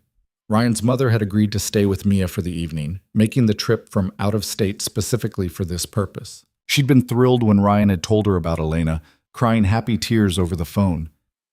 "You deserve this, sweetheart," she'd said. "You deserve to be loved and happy." Now, as Ryan adjusted his bow tie for the 10th time in the mirror, he heard his mother's voice from the living room. "Ryan, honey, you're going to be late, and you're going to wear a hole in that carpet from pacing." He emerged to find his mother sitting on the couch with Mia, who was in her pajamas even though it was only 6 o'clock. "Daddy, you look like a prince," Mia exclaimed. "More like a very nervous guy in an expensive suit." His mother stood, walking over to adjust his tie with the practiced ease of someone who'd done this countless times before. "You're going to be fine. Just remember, Elena chose you, not because of what you have or don't have, but because of who you are. What if I say something stupid? What if I use the wrong fork? What if—" "Ryan Michael Carter, stop it right now." His mother's voice was firm but loving. "That girl loves you. She's not going to care about forks. Just be yourself." A car horn sounded outside, the car service Elena had arranged. "That's my ride." Mia ran over, hugging his legs. "Have fun, Daddy. Tell Elena I said hi and I miss her." "I will, baby. Be good for Grandma." "I'm always good." His mother laughed. "That's debatable. Now go, before you're late." The car Elena had sent was exactly the kind of vehicle Ryan expected. Sleek, black, probably cost more than his annual salary. The driver, an older gentleman in a suit, greeted him professionally. "Good evening, Mr. Carter. Ms. Vaughn asked me to bring you to her residence first." Of course she did. Ryan settled into the leather seats, watching the city pass by through tinted windows, feeling like he was living someone else's life. At Elena's house, she was waiting in the foyer, and Ryan's breath caught. She wore a floor-length gown in midnight blue, elegant and simple, her hair swept up, minimal jewelry. She looked like she belonged on a red carpet, like she belonged in magazines and movies and anywhere except with a guy who'd learned to tie a bow tie from a YouTube video 3 hours ago. "Hi," she said, and the nervous smile on her face reminded Ryan that she was just Elena, the woman who loved bedtime stories and spaghetti dinners and teaching Mia about koi fish. "Hi yourself. You look absolutely beautiful. You clean up pretty well, too." She walked over, straightening his already straight tie, an excuse to be close. "How are you feeling?" "Terrified." "Me too." Ryan blinked. "You're terrified? You do this stuff all the time." "I do business functions all the time. This is different. Tonight I'm bringing someone I love into that world. I'm introducing you as mine. That's terrifying because it matters so much." Ryan took her hand, squeezing gently. "We'll be terrified together then." The gala was held at the Riverside Grand Hotel, the most prestigious venue in the city. As their car pulled up to the entrance, Ryan saw the red carpet, the photographers, the crowd of elegantly dressed people streaming inside. There are photographers. He tried to keep the panic out of his voice. For the press coverage of the charity. They usually just photograph the major donors and board members. We can skip the carpet if you want. Ryan thought about it, about what skipping the carpet would mean. It would mean hiding, staying in the shadows, being Elena's secret instead of her partner. No, he said firmly. We walk it together. Elena's smile was brilliant. Together. As they stepped out of the car, flashbulbs started going off. Ryan heard murmurs from the crowd, saw people pointing. Elena Vaughn had arrived with a date, an unknown man, and the speculation was immediate and intense. Elena handled it with practiced ease, smiling for the cameras, her hand firmly in Ryan's. When reporters called out questions, she answered the ones about the charity and Vaughn Tech while smoothly deflecting anything personal. Inside, the ballroom was stunning. Crystal chandeliers, round tables with elaborate centerpieces, a stage with a podium and screen for presentations. Everywhere Ryan looked, he saw wealth and power. Designer gowns, expensive jewelry, people who moved through the space with the confidence of those who belonged. Elena, darling, a woman in a red dress approached, air-kissing both of Elena's cheeks. How wonderful to see you. And who is this handsome mystery man? Caroline, this is Ryan Carter. Ryan, Caroline Henderson. She's on the board of the STEM Education Alliance. A pleasure, Caroline said, but her eyes were assessing, calculating. What do you do, Ryan? Here it was, the question he'd been dreading. I work at Morrison's Hardware, Ryan said, keeping his voice steady. Caroline's smile didn't falter, but something flickered in her eyes. Surprise? Confusion? How interesting. And how did you two meet? I scratched her car, Ryan said, and Elena laughed. It's true. Best accident I ever had. More people approached as the evening went on, and the questions kept coming. What do you do? Where are you from? How did you meet Elena? Each interaction was a subtle interrogation, people trying to figure out how Ryan fit into Elena's world, why she'd brought him. Some people were genuinely kind, others were politely skeptical. A few were openly dismissive, barely acknowledging Ryan before turning their attention back to Elena and business talk. Through it all, Elena stayed close, her hand in his, making it clear without words that Ryan belonged there because she wanted him there. Dinner was a multi-course affair with more silverware than Ryan had ever seen at one place setting. He watched Elena, following her lead, hyper-aware of every movement. The food was exquisite, the wine expensive. The conversation at their table ranging from stock markets to international politics to the latest tech innovations. Ryan contributed where he could, but mostly he listened, feeling increasingly out of his depth. These people spoke a language of privilege and power that he'd never learned. They referenced places he'd never been, experiences he'd never had, a lifestyle completely foreign to his own. During the main course, a man across the table, Robert something, a venture capitalist, looked at Ryan with barely concealed amusement. So, Ryan, Elena tells me you're quite handy with car repairs. Do you work on other things too? Home repairs, perhaps? There was something condescending in his tone, something that made Ryan's spine stiffen. I can fix most things, Ryan said evenly. You learn to be resourceful when you have to be. How practical, Robert said, the word dripping with disdain. Elena, you've always been full of surprises, but this is certainly unexpected. Elena's hand tightened on Ryan's under the table. Robert, be careful. You're about to cross a line. I'm simply observing that your usual, how shall I put this, social circle tends to be a bit more aligned with your professional standing. You mean wealthier, Elena said, her voice ice cold now. I mean appropriate. Ryan felt heat rising in his chest, but before he could respond, Elena stood up. Excuse us, she said, pulling Ryan to his feet. We need some air. She led him out of the ballroom and onto a balcony overlooking the city. The cool night air was a relief after the stifling atmosphere inside. I'm so sorry, Elena said immediately. Robert is an ass. I should have warned you about him. It's fine. It's not fine. The way he spoke to you? Elena, I said it's fine. Ryan's voice was sharper than he intended. I'm a grown man. I can handle a snob at a dinner party. I know you can. I just hate that you have to. They stood in silence for a moment, the sounds of the party muted behind the glass doors. "This is your world," Ryan said finally. "These people, this lifestyle. This is what you're used to." "It's the world I work in. It's not the world I choose to live in.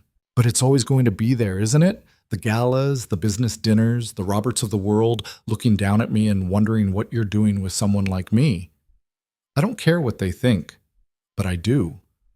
Ryan turned to face her. "Elena, I can handle the money difference. I can handle that you live in a mansion and I live in a 3-story walk-up. But I can't handle being looked at like I'm not good enough for you every time we go somewhere in your world. You are good enough for me. You're too good for me." "That's not how they see it." "Then they're wrong." Before Ryan could respond, the balcony door opened and a man stepped out. Tall, impeccably dressed, with the kind of polished good looks that came from generations of good breeding and expensive grooming. "Elena, there you are. Your assistant said I might find you out here." His eyes landed on Ryan, and his expression shifted to polite interest. "I'm sorry, I didn't realize you had company." "Brandon?" Elena's voice was carefully neutral. "This is Ryan Carter. Ryan, Brandon Mitchell. He's the CEO of Quantum Industries, the company Elena had just signed the $300 million partnership with." Ryan shook Brandon's offered hand, noting the firm grip and the assessing look in the other man's eyes. "Ah, Ryan, I've heard a lot about you." "You have?" "Elena mentioned she was bringing someone special tonight, though I must admit I'm surprised. Elena's usually all business at these events." "Ryan is very special," Elena said, her hand finding Ryan's again. "I'm sure." Brandon's smile was polite, but his eyes remained calculating. "Elena, I was hoping we could discuss the implementation timeline for the partnership. I know tonight is social, but I'm flying to Tokyo tomorrow and won't be back for 2 weeks. Can it wait until Monday? My team should have the updated projections by then." Of course. I just thought since we're both here." He glanced at Ryan, then back to Elena. "But I understand. Enjoy your evening." After he left, Elena sighed. "That's the other thing about these events. They're never really social. Everything is always about business." He seemed nice enough. Brandon is very good at seeming nice. It's part of what makes him successful. They returned to the ballroom as dinner was ending and the program was beginning. Elena was one of the speakers, delivering a short speech about the importance of STEM education and the impact of the programs they were funding. She was eloquent and passionate, and Ryan felt a surge of pride watching her. This was Elena in her element, confident, powerful, inspiring. She belonged up there on that stage, commanding the room's attention. And he belonged where exactly? After the speeches, as the crowd mingled and the music started, more people approached Elena. Business associates, potential clients, board members, everyone wanted a piece of her time, her attention, her influence. Ryan stood beside her, smiling politely, shaking hands, but feeling increasingly like an accessory, a +1. The handsome mystery man who didn't quite fit. Around 10, he excused himself to use the restroom. On his way back, he passed by a small group of people talking near the bar. They didn't see him, and he probably wouldn't have paid attention except he heard Elena's name. "Never thought Elena Vaughn would show up with someone so ordinary," a woman was saying. "I heard he works at a hardware store," another voice added. "Can you imagine? Elena Vaughn dating someone who sells hammers for a living." "Maybe it's a publicity stunt. You know, successful CEO dates working-class man. Very egalitarian. Or maybe it's a midlife crisis. Though she's a bit young for that." Laughter rippled through the group. "I give it 3 months, tops. Once the novelty wears off, she'll realize what a mistake it is." Ryan stood frozen, the words hitting him like physical blows. This was what people thought. What they were saying when he and Elena weren't around to hear it. He should have walked away, should have ignored it. But instead he found himself approaching the group. "Excuse me," he said, and they turned, surprise and then embarrassment flashing across their faces when they recognized him. "I couldn't help but overhear your conversation." "Oh, we didn't mean," one of the women started. "Yes, you did. You meant every word." Ryan's voice was calm, controlled, but there was steel underneath. "You're right about one thing. I do work at a hardware store. I sell hammers and nails and paint. I make $12 an hour and live in a rundown apartment with my daughter. By your standards, I'm nobody. The group shifted uncomfortably, but Ryan wasn't finished. But here's what you don't know. I also raise a 6-year-old on my own. I read her bedtime stories every night. I help her with homework, make sure she feels loved and safe, teach her to be kind and honest. I work hard, pay my bills, take responsibility for my mistakes. And Elena sees value in that. She sees value in me. So whether you give it 3 months or 3 years, the only opinions that matter are mine and hers. He walked away before they could respond, his heart pounding, adrenaline coursing through his veins. He shouldn't have engaged, shouldn't have let them get to him. But hearing them dismiss everything he was, reduce him to just his job and his income, it had ignited something he couldn't contain. He found Elena talking with a group near the stage. When she saw his face, her expression immediately changed. What happened? Nothing. I'm fine. Ryan, can we go, please? I think I've had enough of the gala experience. Elena studied his face for a moment, then nodded. Let me just say goodbye to a few people. The ride home was quiet. Elena tried several times to get Ryan to talk about what had happened, but he deflected, staring out the window at the passing city lights. When they arrived at her house, she asked, "Stay tonight, please?" Ryan wanted to fall into her bed, into her arms, and forget about the evening, but he also needed space to process everything he was feeling. I should get home. Check on Mia. Your mother texted me an hour ago. Mia's been asleep since 8:30. Everything's fine. Ryan sighed. Elena, I just need to be alone right now. To think. You're doing it again, pulling away. I'm not pulling away. I just need some time to process tonight. What happened? Elena's voice rose with frustration. You were fine, and then you went to the bathroom, and now you're shutting me out again. Tell me what happened. People were talking. About us. About how we don't make sense together. Who was talking? What did they say? It doesn't matter who. What matters is that they're right. We don't make sense, Elena. Tonight proved that. Well, one bad night at a gala doesn't prove anything except that some people are small-minded idiots. It's not just tonight. Ryan ran his hands through his hair, frustration and hurt spilling over. It's every interaction where I have to explain what I do and watch their faces change. It's standing next to you while you talk about million-dollar deals and international markets and things I can barely comprehend. It's being the guy who doesn't know which fork to use, or what wine pairs with what course, or any of the 1,000 little things that your world takes for granted. I don't care about any of that, but everyone else does. Your friends, your colleagues, your business partners, they all look at me and see someone who doesn't belong. And maybe they're right. Stop it. Stop letting other people define what we have. I'm not letting them define it. I'm being realistic about it. Ryan's voice cracked. Elena, I love you. I love you so much it terrifies me. But I can't be the guy who holds you back, who doesn't fit into your life, who you have to defend and explain every time we go somewhere. You're not holding me back. You're the only thing in my life that feels real. Real isn't always enough. The words tasted bitter. Sometimes the gap is just too wide. Elena stepped back and Ryan saw tears in her eyes. What are you saying? I'm saying maybe this was a mistake. Maybe we got caught up in the romance of it all and ignored the reality that we're from completely different worlds. We agreed to build our own world together. And how's that working? I'm still selling hardware. You're still negotiating multi-million-dollar deals. Nothing's actually changed except now we're both miserable every time we try to bridge the gap. I'm not miserable. I'm happy when I'm with you. But you shouldn't have to hide me or defend me or explain me. You deserve someone who fits seamlessly into your life. Someone who knows the difference between a salad fork and a dessert fork. Someone who can talk to Brandon Mitchell and Robert, whatever his name is, without feeling like an imposter. I don't want someone else. I want you. Ryan felt his heart breaking, but he couldn't stop the words coming out. Sometimes what we want isn't what's best for us. Don't do this. Elena's voice was pleading now. Don't throw away what we have because of one bad night and some gossip from people who don't matter. It's not just one night. It's reality finally catching up with us. Ryan, please, I need to go. He turned toward the door, unable to look at her face, at the pain he was causing. I'm sorry, Elena. I'm so sorry. If you walk out that door, if you end this because you're scared, I don't know if we can come back from it." Ryan paused, his hand on the doorknob.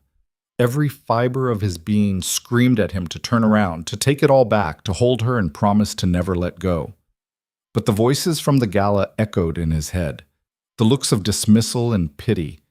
The feeling of being so completely out of place in her world. The certainty that he would always be the guy who didn't quite measure up. "I'm sorry," he whispered again, and walked out. The ride home in a cab he couldn't really afford was a blur. Ryan sat in the back seat, staring at nothing, feeling like he'd just made the biggest mistake of his life, while simultaneously being certain it was the only choice that made sense. His phone buzzed with texts from Elena, but he couldn't bring himself to read them. Couldn't hear her voice in his head asking him to reconsider, to come back, to give them another chance. At home, his mother was still awake, watching television with the volume low. "You're home early," she said, then saw his face. "Oh, honey, what happened?" "I ended it." "What? Why?" Ryan sank onto the couch beside her, and the whole story came pouring out. The gala, the condescending remarks, the overheard conversation, the feeling of not belonging. His mother listened without interrupting, her hand on his shoulder. When he finished, she was quiet for a long moment. "You know," she finally said, "when your father proposed to me, my family was horrified. He was a mechanic from the wrong side of town, and I came from old money. My parents threatened to disown me if I married him." Ryan looked at his mother, surprised. He'd known his parents came from different backgrounds, but not the extent of it. "What did you do?" "I married him anyway, and my parents made good on their threat. They cut me off completely. I lost my inheritance, my trust fund, my family's approval. And you know what? It was worth every penny, every sacrifice, every raised eyebrow at country club gatherings." His mother's eyes were distant, remembering. "Your father was the best man I ever knew. He loved me, not for my last name or my bank account. We struggled sometimes, especially early on, but we built a life together. A real life based on love and partnership and choosing each other every single day. That's different. How?" "You gave up your world for Dad. Elena would have to give up hers for me." "Did you ask her to?" "No, but nothing. Ryan, you decided for both of you that the obstacles were too great. You didn't even give her the chance to make that choice. I'm trying to protect her." "From what? From love? From happiness? From someone who actually values her for who she is and not what she can do for them?" His mother shook her head. "Honey, you're not protecting her. You're protecting yourself. You're so scared of getting hurt, of not being enough, that you're sabotaging the best thing that's happened to you since Sarah." The truth of it hit Ryan like a punch to the gut. His mother was right. He'd run because he was afraid that Elena would eventually see what everyone at the gala saw, that he didn't measure up. So he'd ended it first, on his own terms, before she could leave him. "What do I do?" he asked quietly. "What do you want to do?" "I want to be with her. I want to build that life we talked about, but I don't know how to get past my own fear that I'm not good enough." Then you start by recognizing that the fear is lying to you. You are good enough, Ryan. You're a wonderful father, a good man, honest and kind and strong. Elena knows that. The question is, when will you believe it?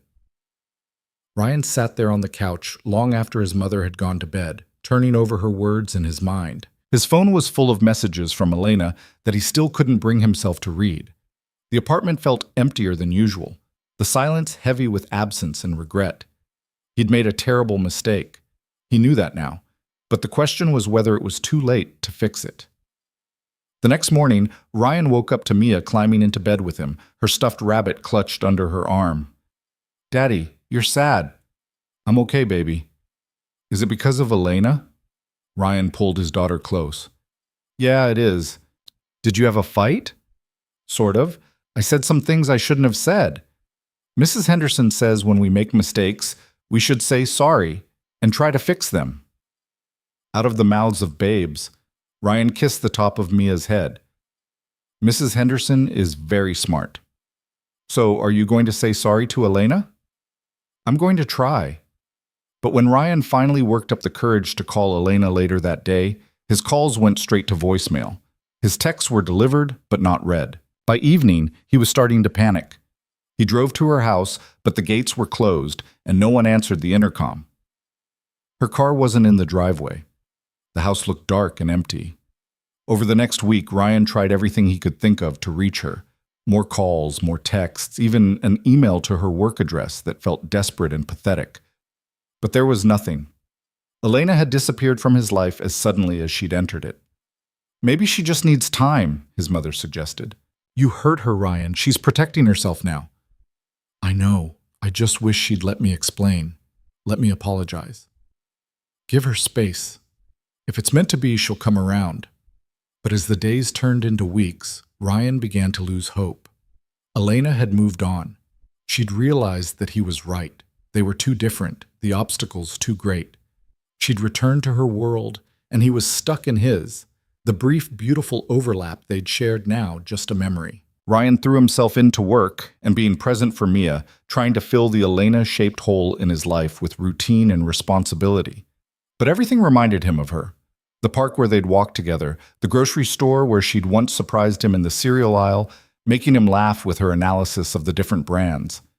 Even his apartment felt different, emptier without her presence, without the possibility that she might knock on the door at any moment. Mia missed her too. She asked about Elena constantly, and Ryan's explanations that adults sometimes needed space wore thin even to his own ears. Did you tell her you're sorry? Mia asked for the 100th time. I tried, sweetheart, but she's not answering my calls. Maybe you need to try harder. In the movies, people always have to try really hard to say they're sorry for big mistakes. This isn't a movie, baby. But maybe it should be. Then you'd know exactly what to do. Ryan wished it were that simple, that he could follow some script to a guaranteed happy ending. But real life was messier, more complicated, more uncertain. 3 weeks after the gala, Ryan was at work when his phone buzzed with a news alert. He almost ignored it. He'd stopped reading news about Elena or Vaughn Tech because it hurt too much. But something made him look. The headline stopped his heart. Vaughn Tech, CEO, Elena Vaughn. Steps back from daily operations, CITES need for personal time. Ryan read the article with shaking hands. Elena had announced that morning that she was taking a leave of absence from her CEO duties, handing day-to-day operations over to her COO while she remained as an advisor. The business world was shocked. Elena Vaughn was known for her complete dedication to her company. This was unprecedented. The article included a brief statement from Elena. After 8 years of putting Vaughn Tech first, I've realized that success means nothing if you lose yourself in the pursuit of it. I need time to rediscover what truly matters. Ryan read those words over and over, his heart racing. Was this about him? Had he driven her to this? Or was it something else entirely? He had to find out. Had to see her, talk to her, understand what was happening. But how? When she wouldn't answer his calls. The answer came from an unexpected source. That evening, Ryan's phone rang with an unfamiliar number. He almost didn't answer, but something made him pick up. Mr. Carter? This is Jennifer Chen, Elena Vaughn's executive assistant. Ryan's heart leapt. Is Elena okay? She's fine. Well, as fine as can be expected. There was a pause. Mr. Carter, I'm calling because Miss Vaughn doesn't know I'm calling, and she'd probably fire me if she found out. But I've worked for her for 5 years, and I've never seen her as happy as she was when she was with you. And I've never seen her as devastated as she has been these past few weeks. I've been trying to reach her. I know, she's not ready to talk yet. She's hurt and angry and trying to figure out her life. But Mr. Carter, if you really love her, don't give up. She needs to know you're not going to run again when things get hard. What should I do? I can't tell you that, but I can tell you that she's at her lake house. The address is 1847 Lakeside Drive, about 2 hours north of the city. She's been there since the announcement, alone, thinking. Thank you, Ryan said, his voice thick with emotion. Thank you so much. Don't thank me yet. She might slam the door in your face, but at least you'll have tried. After Jennifer hung up, Ryan stood in his apartment, adrenaline coursing through his veins. Elena was 2 hours away, alone, hurting because of him. He had to go to her, had to try one more time to fix what he'd broken. Mom, he called out. Can you watch Mia tonight? I need to do something. His mother appeared from the kitchen, took one look at his face, and smiled. Go get her, honey. Ryan drove through the darkness, his headlights cutting through the night as the city gave way to suburbs, then to open highway bordered by trees. His hands gripped the steering wheel so tightly his knuckles were white, and his mind raced with everything he wanted to say, needed to say, if Elena would just give him the chance. The GPS on his phone guided him through increasingly rural roads until finally, nearly 2 hours after leaving the city, he turned onto a narrow gravel drive marked by a discreet wooden sign that read Lakeside. The driveway wound through tall pines, the sound of his tires on gravel loud in the quiet night. Then the trees opened up, and Ryan saw it. A house that was smaller than Elena's mansion, but still beautiful, all windows and natural wood, perched on the edge of a lake that reflected the moonlight like scattered diamonds. A single light glowed from inside, and Elena's car sat in the driveway. She was here. She was really here. Ryan parked and sat for a moment, trying to calm his racing heart. What if she really did slam the door in his face? What if she'd moved on, decided he wasn't worth the pain? What if he'd ruined everything beyond repair? But he hadn't driven 2 hours to sit in his car and wonder. He got out, walked up the wooden steps to the front door, and knocked before he could lose his nerve. For a long moment, nothing happened. Then he heard footsteps, and the door opened. Elena stood there in jeans and an oversized sweater, her hair loose around her shoulders, no makeup, looking more beautiful than Ryan had ever seen her. Her eyes widened in shock. "Ryan? What are you? How did you find me?" "Your assistant called me. She was worried about you." "Jennifer called you?" Elena's surprise shifted to something else, concern maybe, or fear. "Why?" "Because she said you were hurting, and because I've been trying to reach you for 3 weeks and you wouldn't answer." "I know. I couldn't." Elena wrapped her arms around herself. "I wasn't ready to talk to you." "Are you ready now?" She was quiet for a long moment, and Ryan could see the war playing out on her face. Finally, she stepped back from the door. "You drove 2 hours. The least I can do is hear you out. Come in." The interior of the lake house was cozy and warm, all exposed beams and comfortable furniture arranged to face the wall of windows overlooking the water. A fire crackled in the stone fireplace, and Ryan noticed a laptop on the coffee table, surrounded by papers and empty coffee mugs. "Working?" he asked, nodding toward the laptop. "Trying to. It's hard to focus." Elena moved to the fireplace, putting distance between them. "Why are you here, Ryan?" "I saw the announcement about you stepping back from Vaughn Tech. And you thought you'd come check on me? Make sure I wasn't having some kind of breakdown because you dumped me?" The bitterness in her voice cut deep. "I didn't dump you. I made a stupid, scared decision that I've regretted every single day since. You told me we were a mistake, that the gap was too wide, that I deserved someone who fit into my life. I was wrong. About all of it. Were you?" Elena turned to face him, and he saw the pain in her eyes. "Because you were right about some things. There is a gap. There are people in my world who will never accept you, who will always look down on you because you don't have the right pedigree or bank account. That's not going to change." "I know. And I'm sorry I let them get to me. I'm sorry I let my own insecurities become more important than what we had." "What we had," Elena repeated softly. "Past tense. It doesn't have to be past tense. Elena, I love you. I love you so much that I scared myself. I've lost someone I loved before, and the thought of losing you too, of not being enough for you, it made me run before you could leave me first. I wasn't going to leave you. I know that now. Or I think I do.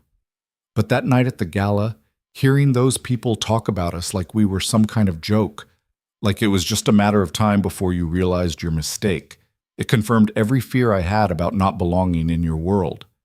Elena was quiet, her arms still wrapped around herself, her expression unreadable. "Can I ask you something?" Ryan said. "The announcement about stepping back from Vaughn Tech, was that because of me? Because of us?" She walked to the windows, staring out at the lake. "Yes and no. It was because of you in the sense that being with you made me realize how empty my life had become. How I'd built this successful company but sacrificed everything else, friendships, relationships, any kind of personal life. Work consumed me because I let it, because it was easier than being vulnerable, than letting anyone really see me. Elena, Let me finish. She turned back to him. You saw me. Really saw me. Not Elena Vaughn, CEO, but just Elena, the woman who gets lonely, who wants someone to share dinner with, who likes teaching little girls about koi fish and learning how to fix cars. You made me want more than just success. You made me want a life. Then why didn't you answer my calls? Why shut me out? Because you hurt me, Ryan. You made promises about not running, about facing things together, and then you did exactly what you said you wouldn't do. The moment it got hard, you decided for both of us that we couldn't work. Her voice cracked. Do you know how that felt? To have someone look at your life, your world, and decide you're not worth the effort of trying. Ryan felt tears burning his eyes. I'm so sorry. You deserved better than that. Better than me walking away because I was scared. You're right. I did deserve better. Elena's voice was soft but firm. I deserved a partner who would stand beside me, not someone who would bail the first time things got uncomfortable. I know, and I can't take it back. I can't undo the hurt I caused. But I can promise you, swear to you, that I will never run again. That if you give me another chance, I will face every challenge, every gossip, every condescending look with you, together, the way we should have from the start. Ryan, it's not just about you running. It's about whether we can actually build a life together. The practical realities haven't changed. I'm still who I am. You're still who you are. You're right. Nothing's changed except me. I've spent the last 3 weeks being miserable, watching Mia cry because she misses you, lying awake at night knowing I threw away the best thing that ever happened to me because I was too much of a coward to fight for it. Ryan took a step closer. But I'm here now. I'm fighting. I'm asking, begging for another chance. And I know I don't deserve one. I know you have every right to tell me to leave and never come back. But Elena, I love you. I love you more than I'm afraid, more than I'm insecure, more than anything. The silence stretched between them, heavy with everything unsaid. Ryan could hear his own heartbeat, the crackle of the fire, the gentle lap of water against the shore outside. Finally, Elena spoke, her voice barely above a whisper. I love you too. That's the problem. I never stopped loving you, even when I was furious with you, even when I wanted to hate you for hurting me. I couldn't. And that terrified me because what if you run again? What if next time we face something hard, you decide it's not worth it? I won't. I swear to you, I won't. How can you be sure? Because I've lived without you for 3 weeks, and it was the worst 3 weeks of my life, worse than anything we might face together. I'd rather deal with 1,000 Roberts and Brandons and gossipy strangers than spend another day without you. Elena's eyes were wet now, tears sliding down her cheeks. You really hurt me. I know. I'm so sorry.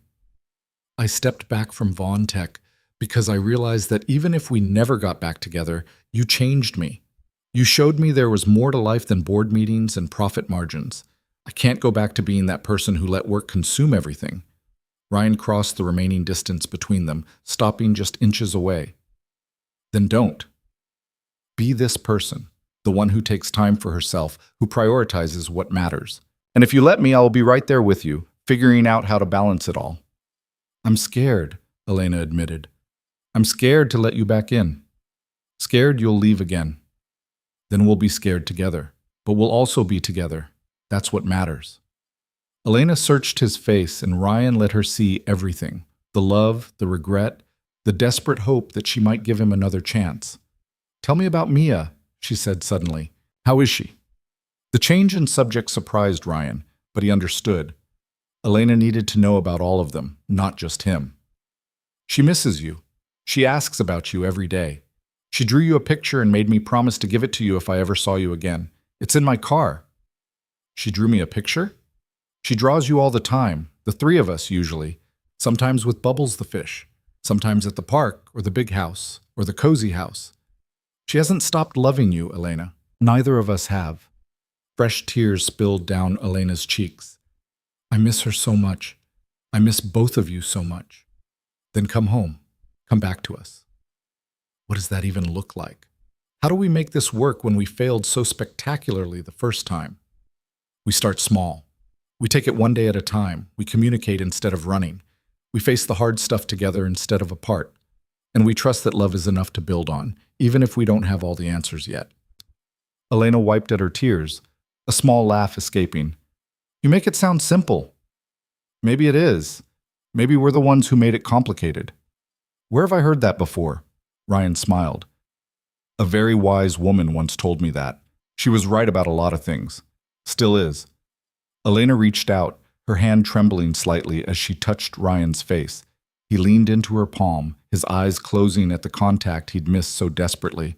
If we do this, she said softly, really do this, we have to promise each other something. No more running, either of us. When things get hard, and they will get hard, we talk. We fight it out if we have to, but we don't walk away. I promise, no more running. And we figure out what our life looks like together. Not your life or my life, but ours. That means compromises on both sides. I'm ready for that. Are you? Elena was quiet for a moment, and Ryan held his breath, waiting. Then she smiled, really smiled, for the first time since he'd arrived. I think I am. I think that's what this time away has been about. Figuring out what I actually want instead of what I'm supposed to want. And what I want is you and Mia, and a life that has room for love and work and everything in between. Ryan pulled her into his arms, holding her tight, feeling her arms wrap around him just as fiercely. They stood there by the fire, holding each other like they might never let go. And Ryan felt something in his chest that had been broken for 3 weeks finally start to heal. I'm sorry, he whispered into her hair. I'm so sorry I hurt you. I know. I forgive you. But Ryan, if you ever walk away like that again, I won't. I swear to you I won't. They pulled back just enough to look at each other, and then they were kissing, desperate and tender all at once, trying to make up for 3 weeks of absence in a single moment. When they finally broke apart, both breathing hard, Elena said, You should stay tonight. It's late, and it's a long drive back. I should get back to Mia. My mom's watching her, and call your mom. Tell her you're safe and you'll be back in the morning. Please. I'm not ready to let you go yet. Ryan called his mother, who answered on the first ring. Did you find her? Yeah, Mom. I found her. And? And we're going to figure it out. Together. His mother's relieved laugh came through the phone. Good. Now you stay there tonight and don't you dare leave before you've made sure she knows you're serious about this. Yes, ma'am. And Ryan, I'm proud of you for going after what you love. After hanging up, Ryan and Elena sat on the couch in front of the fire, her head on his shoulder, his arm around her, just being together in the quiet. Tell me about the last 3 weeks, Elena said. What have you and Mia been up to? So Ryan told her about work, about Mia's school project on butterflies, about the new book his daughter was reading, about the fish bubbles who apparently had learned to swim backwards. He told her about the hole her absence had left in their daily routines, the way Mia set out an extra cup at dinner sometimes, forgetting Elena wasn't there. Elena told him about her weeks too, the decision to step back from Von Tech, the relief and terror that came with it, the conversations with her board about restructuring her role. She talked about sitting by this lake, thinking about what she wanted her life to look like, realizing that all the success in the world meant nothing if she had no one to share it with. I kept thinking about something you said once, Elena murmured, about how you'd rather have a small, happy life than a big, empty one. I used to think that was settling, that success meant constantly reaching for more. But these past few weeks I realized you were right. What's the point of having everything if you're alone? You don't have to be alone anymore. Neither of us do. They talked deep into the night, working through the hard questions they'd avoided before. What would their life actually look like? How would they balance Elena's professional demands with Ryan's work and Mia's needs? Where would they live? How would they handle the judgment from Elena's world? I've been thinking about that, Elena said. About where to live. What if we found somewhere new? Not my mansion, not your apartment, but something that's ours. Something that feels like home for all 3 of us. Elena, I can't afford. I'm not asking you to. I have more money than I could spend in 10 lifetimes. Let me use it for something that matters, for building a home with you and Mia. Ryan struggled with the offer, his pride warring with practicality. But then he remembered what his mother had said about her marriage to his father, about sacrifices and compromises and choosing each other. Okay, he said, but I contribute too. Maybe not financially the same way, but I want to be an equal partner in this. In all of it. You will be. Money is just money, Ryan. What you bring, your heart, your integrity, the way you love Mia, the way you love me, that's worth more than any dollar amount. They fell asleep there on the couch, wrapped in each other's arms, the fire dying down to embers, the lake peaceful outside the windows. Ryan woke to sunlight streaming through the windows and the smell of coffee. He sat up to find Elena in the kitchen, wearing his shirt from last night, her hair messy, moving around the space with easy comfort. "Morning," she said, smiling at him over her shoulder. "I hope you like your coffee strong. I haven't been grocery shopping in a while, so breakfast options are limited to toast and questionable jam." "Sounds perfect." Ryan walked over, wrapping his arms around her from behind, resting his chin on her shoulder. "This is nice. Domestic." "It is, isn't it?" Elena leaned back into him. "I could get used to this." "Me too." They ate breakfast together on the deck overlooking the lake, the morning sun warm on their faces. It felt surreal after 3 weeks of misery and longing, sitting here with Elena, making plans, being together like the separation had never happened, except it had happened, and they both bore the scars of it. "We should probably head back soon," Elena said, checking her phone. "I'm sure Mia is wondering where you are." "Actually, I told my mom I'd be back this morning. But Elena, will you come with me? I know Mia would love to see you." Elena's face lit up. "Really? You want me to come?" "Of course I do. You're part of this, part of us. And Mia has been asking for you non-stop." They drove back to the city together in Elena's car, Ryan's Civic to be retrieved another time. The 2-hour drive felt shorter this time, filled with conversation and comfortable silence, hands linked across the center console. When they pulled up to Ryan's apartment building, Elena looked at the familiar 3-story walk-up with something like affection. "I miss this place." "Really? You missed the broken elevator and the questionable plumbing?" "I missed what it represents, a real home, a real life. My mansion is beautiful, but it's never felt like this felt. Like home." They climbed the 3 flights of stairs together, and Ryan knocked on his own door, grinning at Elena's confused expression. His mother opened it, took one look at them together, and beamed. "Well, it's about time you two came to your senses." Then Mia appeared, and her eyes went huge. "Elena!" She launched herself at Elena, who caught her and lifted her up, holding her tight. "Hi, sweetheart. I missed you so much." "I missed you too. Daddy said you needed space, but I said he should just say sorry better, and then you'd come back, and I was right." Elena laughed, tears in her eyes. "You were absolutely right." Ryan's mother pulled him aside while Elena and Mia were absorbed in their reunion. "You did good, honey. Now don't screw it up again." "I won't, Mom. I promise." They spent the rest of the day together, all 4 of them, and it felt right in a way that made Ryan's heart ache with gratitude. Mia showed Elena every picture she'd drawn, every project she'd worked on, chattering nonstop about everything Elena had missed.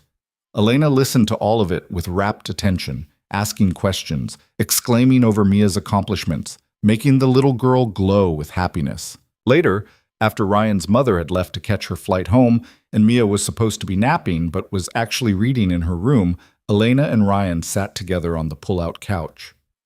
"I've been thinking," Elena said, "about what comes next. For us." "Me too. I meant what I said about finding a place that's ours, something that works for all of us. But I also think we need to take this slower than we did before. Really build a foundation." "I agree. We rushed into things the first time. Maybe that's part of why we crashed so hard. So we date. Properly. We spend time together. We navigate the hard stuff. We make sure we're both ready before we make any big life changes." Ryan took her hand. "But we're committed to figuring it out? To making this work?" "Completely committed. Ryan, I love you. I love Mia. I want a life with both of you. I'm just saying we should be smart about how we build it." "Smart sounds good. Sustainable sounds even better." Over the next few months, they did exactly that. They dated, they spent time together, and apart. They navigated the challenges of their different worlds with more grace than before, more communication, more honesty. Elena adjusted to her new role at Vaughn Tech, stepping back from daily operations but remaining involved in strategic decisions. She found she liked the balance, still using her skills and passion for the company she'd built, but having time for other things too. Time for Ryan and Mia. Time for herself. Ryan continued working at the hardware store, but with Elena's encouragement, he enrolled in night classes at the community college. Just 1 or 2 at a time, nothing that would overwhelm his schedule with Mia, but a start toward finishing his engineering degree. "You don't have to do this for me," Elena said when he told her about enrolling. "I'm not. I'm doing it for me. You reminded me that it's okay to want more, to have dreams beyond just surviving. I may never finish the degree, but I want to try." They found a rhythm that worked. Dinners together several times a week, weekends spent as a family, Elena sleeping over sometimes at Ryan's place, Ryan and Mia spending time at hers. They were careful with Mia, not wanting to confuse her or move too fast, but the little girl accepted Elena's presence in their lives with the easy adaptability of childhood. "Is Elena going to be my new mommy?" Mia asked one night at bedtime. Ryan chose his words carefully. "We're not ready to make decisions like that yet, sweetheart. But Elena loves you very much, and she's going to be in our lives for a long time." "Good. I like having her around. She makes you smile more." "She makes me very happy." "Me too." There were still challenges. A few more events in Elena's world where Ryan felt out of place, though he handled them better now, more confident in his place by her side. Moments when the financial disparity between them caused friction. Times when Ryan's insecurities reared up or Elena's work demands threatened to overwhelm everything else. But they talked through it. They compromised. They chose each other again and again, even when it was hard. 6 months after their reunion, Elena took Ryan and Mia to look at houses. Not mansions, not rundown apartments, but real homes in middle-ground neighborhoods. Places with good schools and parks nearby, with enough space for all of them without being ostentatious. "What about this one?" Elena asked as they pulled up to a 2-story house with a big yard and a porch swing. Ryan looked at the house, at the for sale sign, at Elena's hopeful expression. "It's beautiful. But Elena, we talked about taking things slow." "We did, and we have been. But Ryan, I'm ready. I'm ready to build a real life with you, to wake up next to you every morning, to have family dinners at our table, to put Mia to bed together. I'm ready for all of it. The question is, are you?" Ryan looked at his daughter, who was already out of the car and running toward the porch. He looked at Elena, this incredible woman who loved him and Mia, who'd chosen them over and over. He thought about the journey they'd been on, from a scratch in a parking lot to this moment, looking at a house that could be their home. "Yeah," he said, his voice thick with emotion. "Yeah, I'm ready." The house had 4 bedrooms, 3 bathrooms, a kitchen with enough space for all of them to cook together, and a backyard with room for a garden and maybe a dog someday. It was perfect, not too big, not too small, just right for the family they were becoming. They made an offer that afternoon. It was accepted within a week. 2 months later, on a Saturday in early autumn, they moved in. Ryan's furniture from his apartment, carefully chosen pieces from Elena's mansion, and new things they picked out together. The moving process was chaotic and exhausting and perfect. That first night in their new home, after all the boxes were stacked and Mia was asleep in her new bedroom, Ryan and Elena sat on the floor of their empty living room, eating pizza straight from the box. "We have a couch, you know," Elena said, laughing. "Several, actually."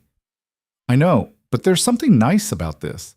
Sitting on the floor in our house, just being together." "Our house," Elena repeated. "I like the sound of that." Ryan set down his pizza, suddenly serious. "Elena, I need to say something." "Okay?" "This has been the best year of my life. Even with the rough parts, even with everything we went through, it's been incredible. You've given me and Mia so much, not just material things, but hope and happiness and a future I never thought we'd have." "Ryan, you've given me just as much. More, even." "Let me finish." He took her hands. "I know we said we were taking things slow, and we have been. But I'm sure now. I'm sure about us, about this life we're building. I want to make it official. He took a breath. "I want to marry you, Elena. I want you to be my wife and Mia's mom and my partner in everything. And I know I don't have a ring yet because I wanted to pick it out with you. And I know this probably isn't the romantic proposal you deserve, sitting on the floor eating pizza, but Elena kissed him, cutting off his rambling. When she pulled back, she was crying and laughing at the same time. Yes, she said. Yes, I'll marry you. Yes to all of it. Really? Really? And for the record, this is exactly the proposal I wanted. Real and honest and us. They kissed again, and Ryan felt like his heart might burst from happiness. They'd come so far from that day in the parking lot, from the scared single dad and the lonely CEO who'd seen something in each other worth fighting for. They'd fought, they'd stumbled, they'd broken and rebuilt and learned and grown. And now they were here, sitting on the floor of their home, planning a future together. It wasn't perfect, probably never would be, but it was real, and it was theirs, and that was more than enough. The engagement changed something fundamental between them, not in their feelings, but in their certainty. They'd chosen each other completely, and everyone in their lives could see it. Mia had cried happy tears when they told her, insisting on being the flower girl at a wedding that wasn't even planned yet. Ryan's mother had flown in for a weekend just to hug Elena and welcome her officially to the family. Even Jennifer, Elena's assistant, had sent flowers with a card that read, "Finally. You two were killing me with the drama." But choosing each other and building a life together were two different things, and the reality of merging their worlds required constant navigation. The engagement ring Elena insisted Ryan pick out with her input, a simple, elegant sapphire instead of the massive diamond he'd expected, became a conversation starter wherever they went. In Elena's professional world, people commented on its understated beauty with knowing looks. In Ryan's world, his coworkers at Morrison's Hardware ribbed him good-naturedly about landing the catch of the century. Tom Morrison pulled Ryan aside one afternoon about 3 weeks after the engagement. "Got a minute, Carter?" Ryan followed his boss to the small office at the back of the store, wondering if he'd done something wrong. Instead, Tom gestured to the chair across from his desk. "I'm going to ask you something, and I want an honest answer. Are you planning to quit?" Ryan blinked, surprised. "What? No, why would you think that?" "Ryan, you're marrying a woman worth $500 million. Most people in your position would walk away from a $12 an hour job and never look back." "I'm not most people. This job matters to me. The people here matter. And honestly, sir, I need this. I need to contribute, to work, to be more than just Elena's husband." Tom nodded slowly, then smiled. "Good, because I'd hate to lose you. You're one of the best employees I've got. But Ryan, I also want you to think about your future. You're taking night classes, right? 2 courses this semester, engineering, foundations, and calculus. How's that going?" "Hard but good. Really good, actually. I'd forgotten how much I enjoyed it." "Well, I want you to know that when you finish that degree, and I believe you will, you'll always have a place here if you want it. Maybe not selling paint samples, but helping me modernize our systems, improve our inventory management. I'm getting old, Carter. I need people with fresh ideas and the skills to implement them." Ryan felt his throat tighten. "Thank you, sir. That means a lot. Just don't forget where you came from when you're running that fancy tech company with your wife." Ryan laughed. "That is never going to happen, but I appreciate the vote of confidence." The conversation stayed with him, though. The question of what his future looked like professionally, how he'd contribute to the life he and Elena were building, gnawed at him in quiet moments. It wasn't about money. Elena had made it clear 1,000 times that her resources were theirs, that she didn't care if he ever earned another dollar. But it was about identity, about being a partner rather than a dependent. Elena seemed to sense his internal struggle. One evening, as they worked together in the kitchen of their new home, Ryan chopping vegetables while Elena marinated chicken, she brought it up. "You've been quiet lately. What's on your mind?" "Just thinking about the future, about what I want to be when I grow up." He tried to make it sound light, but Elena knew him too well. "Talk to me." Ryan set down the knife, leaning against the counter. "I'm proud of the life we're building, this house, our family, everything. But I'm also trying to figure out who I am in all of it. I'm Mia's dad. I'm your fiancé. I work at the hardware store. I'm taking classes. But where does it all lead? What am I working toward? What do you want it to lead to?" "I don't know. That's the problem. Before Sarah got sick, I was going to be an engineer. Work for some company, design things, solve problems. It was a clear path.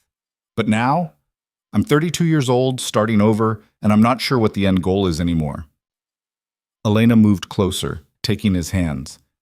Ryan, you don't have to have it all figured out right now. You're allowed to explore, to try different things, to see what feels right. But you knew what you wanted. You built Vaughn Tech from nothing with a clear vision. And I was miserable and alone for most of it, Elena reminded him gently. Success without balance isn't success. It's just exhaustion with a bigger bank account. You're doing something I never learned to do until I met you. You're living a full life. Being a present father, building a relationship, pursuing education, maintaining friendships and connections. That's not aimless, Ryan. That's rich and meaningful. I just don't want to be the guy who lives off his wife's money and coasts through life. First of all, you could never be that guy. It's not in your nature. Second, you're contributing in ways that matter. Mia is thriving because you're an amazing father. I'm happier than I've ever been because you're my partner. This house is a home because you make it one. Those things have value, even if they don't show up on a paycheck. Ryan pulled her close, resting his forehead against hers. How do you always know exactly what to say? Because I know you, and I love you. And I need you to believe that you're enough, exactly as you are right now, while also pursuing whatever dreams you want to chase. The conversation helped, but the question of purpose continued to simmer. Then, about a month later, an opportunity presented itself in an unexpected way. Ryan was at Vaughn Tech's headquarters, meeting Elena for lunch. He'd been there a handful of times, always impressed by the modern space, the energy of the employees, the obvious innovation happening in every corner. Today, though, he arrived early and found himself in the lobby with time to kill. A young woman was struggling with a presentation board, trying to set it up for what looked like a pitch or demonstration. The stand kept collapsing, and she was clearly frustrated. "Need a hand?" Ryan offered. She looked up, grateful. "Please. This thing hates me." Ryan examined the stand, immediately seeing the problem. A bent connector that wasn't seating properly. "Do you have any tools? A screwdriver, maybe?" "Would a butter knife from the cafeteria work?" Ryan laughed. "Let's find out." 20 minutes later, the stand was fixed, reinforced, and stable. The young woman, who introduced herself as Maya from the product development team, was effusive in her thanks. "You're a lifesaver. I've been fighting with this for an hour. Are you new to facilities?" "Oh, I don't work here. I'm just waiting for Elena." Maya's eyes widened. "Elena as in Elena Vaughn? As in our CEO, Elena?" "Yeah, Ryan paused, still getting used to saying it. "We're engaged." "Oh my gosh, you're the guy. Everyone's been talking about you." She must have seen his expression because she quickly added, "Good things. Really good things. People are excited that Ms. Vaughn is happy. And honestly, it's nice to see her smile more."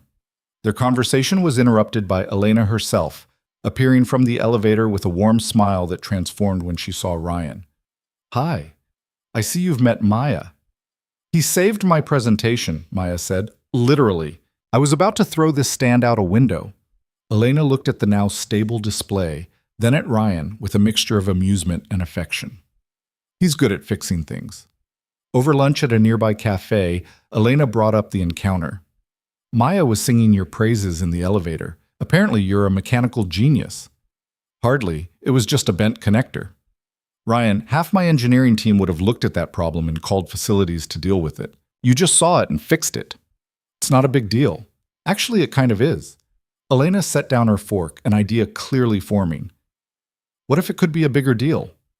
"What do you mean?" "Vaughn Tech is growing fast. We're constantly onboarding new equipment, setting up new workspaces, dealing with technical issues that are below the level of our engineers, but above the level of our facilities team. We could use someone who bridges that gap, someone with practical skills and the ability to problem solve on the fly." Ryan felt his heart start to race. "Elena, are you offering me a job?" "Not exactly. I can't offer my fiancé a job without it looking like nepotism. But I can mention to Jennifer that we have a gap in our operations, and she can mention to our HR director that we should post a position and you can apply for it like anyone else." "I don't have the qualifications for a tech company position." "You have practical skills? you're pursuing an engineering degree, and you have something most candidates don't: the ability to see simple solutions to complex problems. Plus, you'd be working in operations, not development. It's about systems and efficiency and keeping everything running smoothly. What about the hardware store? Tom's been good to me. Talk to him. See if there's a way to transition gradually, or work part-time at both places while you figure out what you want. Ryan, I'm not trying to pressure you. I just see an opportunity that could benefit both you and Vaughn Tech, and I wanted to put it out there. The position was posted 2 weeks later: operations coordinator, responsible for facilities management, equipment maintenance, workspace optimization, and cross-departmental problem solving. The salary was more than Ryan had ever earned, with benefits that made his head spin. He applied, went through 3 rounds of interviews with people who weren't Elena, and got the job on his own merits. Tom was supportive, helping Ryan transition to part-time at Morrison's while he started at Vaughn Tech, keeping the door open for evenings and weekends if Ryan wanted them. "You've got something special here," Tom said on Ryan's last full-time day. "Don't waste it because you're too proud to accept help. That woman loves you, and this opportunity is real. Take it and make the most of it." Ryan's first weeks at Vaughn Tech were overwhelming and exhilarating. He was learning new systems, meeting new people, solving problems that ranged from broken coffee makers to complex space allocation challenges. His practical skills and outside perspective made him valuable in unexpected ways, and he found himself enjoying the work more than he'd anticipated. The best part, though, was seeing Elena in her element. They maintained professional boundaries at the office. No public displays of affection, separate meetings, clear lines between their work and personal relationship. But there were moments, passing each other in the hallway and sharing a private smile, having lunch in her office with the door open while they talked about weekend plans, the pride in her eyes when he solved a problem that had stumped others. Mia thrived too, in her new school, with her new room in their new house, with the stability of having 2 adults who loved her and each other. She made friends, joined the art club, started calling Elena Mom naturally and without prompting. The first time it happened, Elena had cried, pulling Mia into a hug and telling her how honored she was. "Is it okay?" Mia had asked, suddenly worried. "I know you're not my real mom, but you feel like my mom." "It's more than okay," Elena assured her. "I may not be your birth mom, but I promise to love you and take care of you like you're mine. Because in my heart, you are mine." Ryan had watched from the doorway, his own eyes wet, thinking about how far they'd all come. The wedding was planned for the following spring, a year after Ryan's proposal. They kept it relatively small, 100 guests at a beautiful venue overlooking the lake where they'd reconciled. No publicity, no press, just the people who mattered most to them. Ryan's mother helped Elena plan, the 2 women forming a friendship that delighted Ryan and embarrassed him in equal measure, especially when they teamed up to tell embarrassing stories about him. "I like your mom," Elena said one evening after his mother had returned home from another planning visit. "She's got good stories. She's got too many stories, some of which should never be shared with my future wife."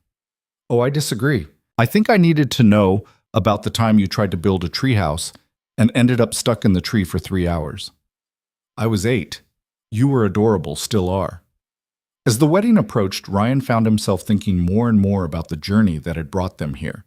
Not just the big moments, the scratch in the parking lot, the first dinner, the gala disaster, the reunion at the lake house, but the small moments in between. The quiet evenings, the shared meals, the conversations that built understanding and trust. One Saturday morning, about 2 months before the wedding, Ryan woke early and couldn't fall back asleep. He slipped out of bed carefully, trying not to wake Elena, and went downstairs to make coffee. The house was quiet, peaceful in that way only early mornings can be.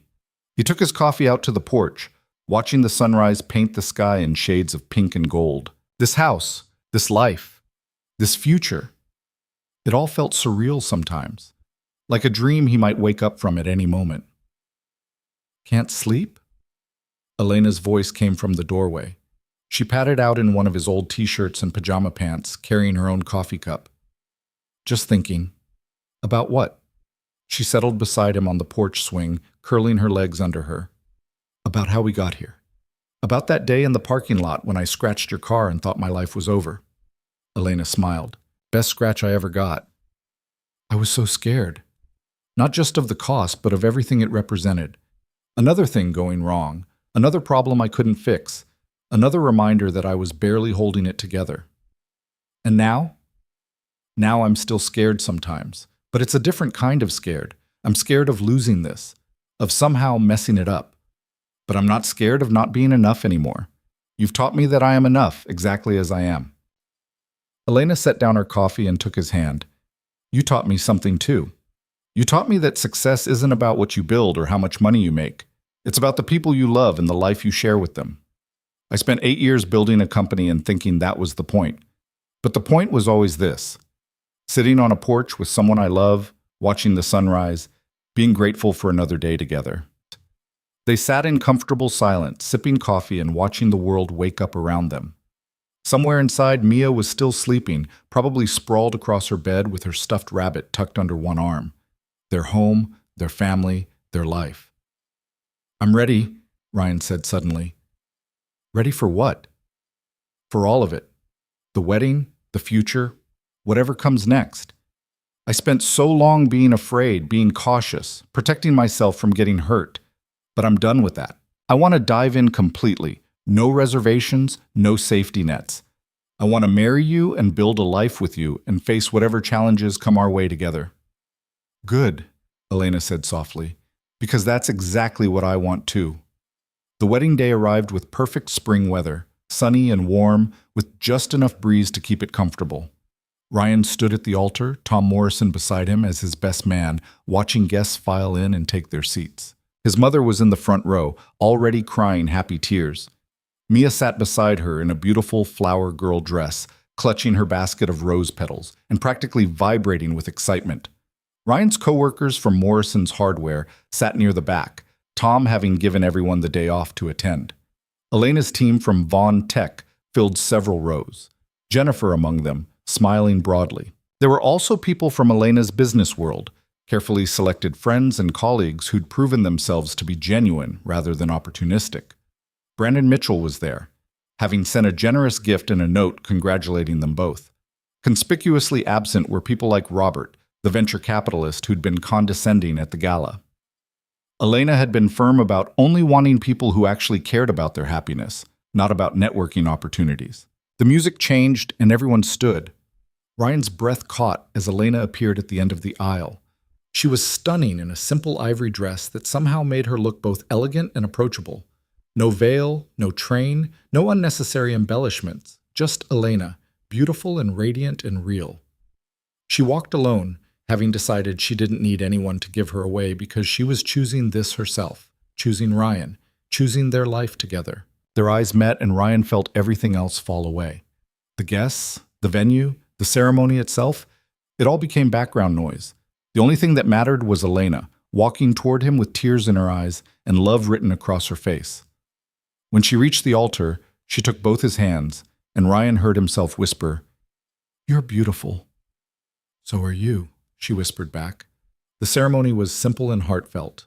They'd written their own vows, and when it was Ryan's turn, he looked at Elena and spoke from his heart. "Elena, a year and a half ago, I made a mistake in a parking lot. I scratched your car and thought it was the worst thing that could have happened to me. But it turned out to be the best thing, because it brought you into my life, and you changed everything. You saw something in me I didn't see in myself. You loved me when I didn't think I was worthy of being loved. You chose me and Mia, and you made us a family. I promise to spend the rest of my life being worthy of that choice. I promise to love you in good times and bad, in success and struggle, in your world and mine and the world we create together. I promise to never run from the hard stuff, to always choose us, to be your partner in everything. You are my best friend, my love, my home, and I am honored to be your husband." Elena was crying openly now, and when it was her turn, she took a moment to compose herself before speaking. "Ryan, when I watched you write that note on my windshield, taking responsibility for a mistake when you could have easily walked away, I knew I was seeing something rare. Integrity, honor, the kind of goodness that can't be faked or bought. I fell in love with you that day, even though I didn't know it yet. You taught me that real wealth isn't measured in dollars, but in love and connection and the richness of a life truly lived. You showed me what it means to be brave, Not the kind of brave that faces down business challenges, but the kind that opens your heart even when you're scared, that chooses love even when it's risky.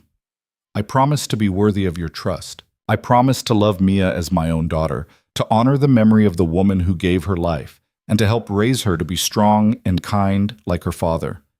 I promise to build our life together as true partners, to value your dreams as much as my own, to remember that we're better together than we could ever be apart.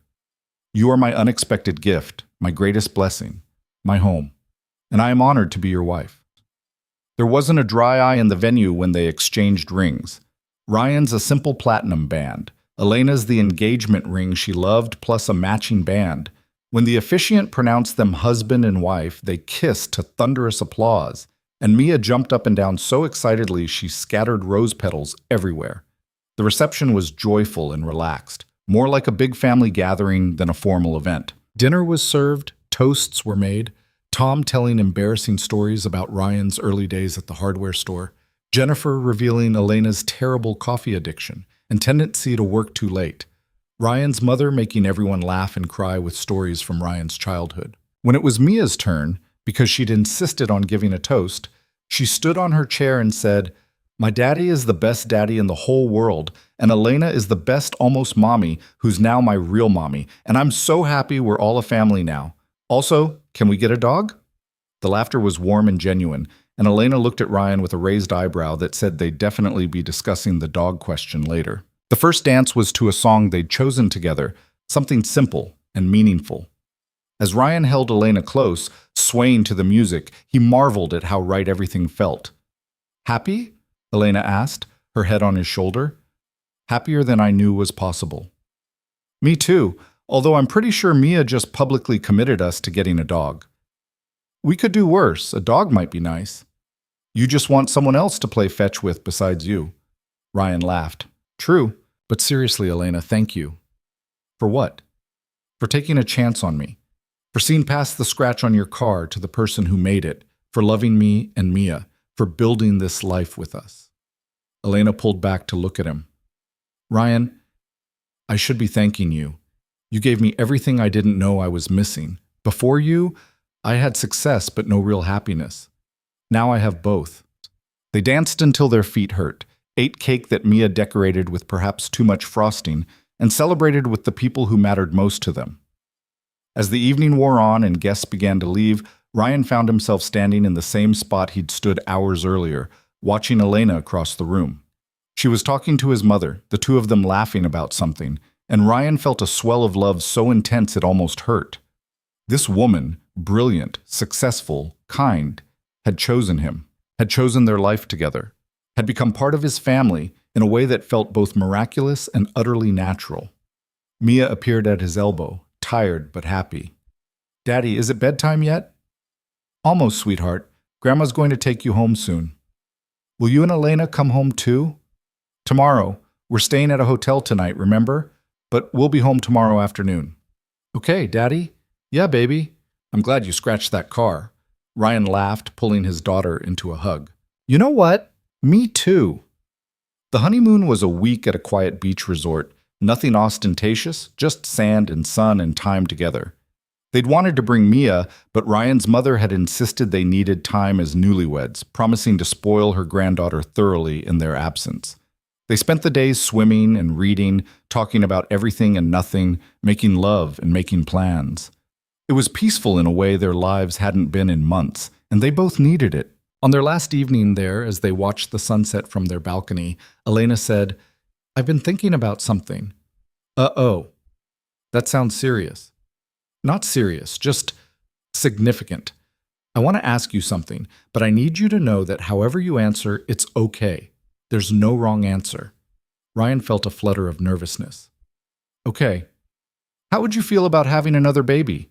With me?" The question hung in the air between them. Ryan had known Elena wanted children. They'd discussed it early in their relationship, but hearing it said aloud made it real. "I'd love that," he said, surprised by how quickly and certainly the answer came. "I'd love to have a baby with you, to watch you be a mother from the very beginning, to give Mia a sibling." Elena's face lit up. "Really? You're sure?" I know you've already done the baby stage once, and it's hard, and Elena, I'm sure I want that with you. I want all of it. She kissed him, and Ryan tasted salt. Whether from happy tears or the ocean breeze, he couldn't tell. They returned home to find Mia and Ryan's mother had redecorated the house with welcome home signs and had attempted to bake a cake that was slightly lopsided but made with love. "We missed you," Mia announced, hugging both of them fiercely. "We missed you too, sweetheart," Elena said. "Did you have fun with Grandma?" "So much fun. We went to the zoo and the movies, and she let me stay up late, and we made cookies, and—" Okay, Ryan's mother interrupted, laughing. "I might have spoiled her a little." "A little?" Ryan raised an eyebrow. "She's my granddaughter. It's my job to spoil her." His mother hugged them both. "Welcome home, you two. The house felt too quiet without you." Life settled into a new rhythm after the wedding. Ryan continued at Vaughn Tech, finding his niche in operations and discovering he had a talent for seeing inefficiencies and developing solutions. Elena gradually increased her involvement with the company again, but maintained better boundaries, rarely working past 6 and almost never on weekends. They had family dinners every night when possible, helped Mia with homework, attended school events together. They took walks in their neighborhood, hosted friends for barbecues, planted a garden in the backyard. They were building exactly the kind of life they dreamed about, balanced, full, rich with love and connection. 6 months after the wedding, Elena discovered she was pregnant. The news came with tears and laughter and a long conversation with Mia about what it meant to be a big sister. "Will the baby be annoying?" Mia asked. "Sometimes," Ryan admitted. "Babies cry a lot and need a lot of attention." "But they're also amazing," Elena added, "and you'll be such a good big sister." "Can we get a dog too, to protect the baby?" Ryan and Elena looked at each other and laughed. "We'll talk about the dog," Elena said. The pregnancy was healthy and relatively easy, and watching Elena experience it filled Ryan with a joy he hadn't expected. He'd been through this before with Sarah, but seeing Elena's belly grow, feeling the baby kick, hearing the heartbeat at doctor's appointments, it all felt new and miraculous. Mia was involved in everything, talking to her future sibling through Elena's stomach, helping set up the nursery, picking out tiny clothes with careful consideration. "What do you think?" Elena asked one evening in the nursery, holding up 2 different paint samples, soft yellow or mint green. "I think either one is perfect," Ryan said from where he was assembling a crib. "But maybe ask the real expert." Mia studied the samples seriously. "Green, because yellow is boring and green is like a garden, and gardens are where things grow, and the baby is growing." "Green it is," Elena declared. "Mia, you're a genius." "I know," Mia said matter-of-factly, making them both laugh. Their son, they decided not to find out the sex, but Ryan somehow knew it would be a boy, was born on a crisp October morning, arriving 2 weeks early and in a hurry. Elena was in labor for only 4 hours, barely making it to the hospital in time. Ryan held her hand through it all, coaching her breathing, encouraging her, falling more in love with her with every moment. When the baby finally arrived, screaming and healthy and perfect, Ryan cut the cord with shaking hands. "It's a boy," the doctor announced, and Elena laughed through her tears. "I knew it," Ryan said, kissing her forehead. "I knew he'd be a boy." They named him Ethan Michael Carter, and when Mia met him for the first time, she cried. "He's so small," she whispered, touching his tiny hand. "Hi, Ethan. I'm your big sister, and I'm going to teach you everything." The first months with a newborn were exhausting and wonderful. Elena took maternity leave from Vaughn Tech, and Ryan adjusted his schedule to work from home more often. They survived on coffee and love and the support of Ryan's mother, who temporarily moved into their guest room to help. There were hard moments, sleepless nights, worries about every little thing, the adjustment of adding a new member to their family. But there were also incredible moments, Mia singing to Ethan to help him stop crying, Elena falling asleep while nursing, so peaceful and maternal it made Ryan's heart ache, Ethan's first smile, his tiny fingers wrapping around Ryan's thumb, the way he'd calm down instantly when he heard Elena's voice. One evening, when Ethan was about 3 months old, Ryan found himself alone with his son for a few hours, while Elena took Mia shopping for school clothes. He walked around the house with Ethan against his shoulder, narrating their life. This is your home, buddy. Your mom and I picked it out together because it felt right. That's your sister's room. She's pretty great. You're going to love her. This is the kitchen where we make family dinners. That's the backyard where we'll teach you to throw a ball, and maybe where your dog will live if your sister ever convinces us to get one. Ethan made a small sound, and Ryan took it as agreement. You're lucky, you know. You've got a mom who's brilliant and kind and loves you more than anything. You've got a big sister who's already planning your whole life. You've got a grandma who's going to spoil you rotten. And you've got me, doing my best to be the dad you deserve. He paused in front of the family photos on the wall, their wedding picture, Mia's school photo, a candid shot of all of them at the lake house. Soon they'd add new photos with Ethan, capturing this chapter of their lives. Your mom and I, we didn't start in the easiest way. We came from different worlds, and sometimes that was hard.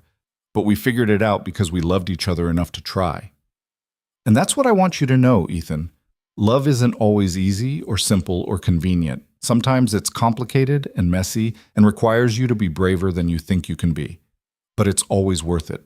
Always.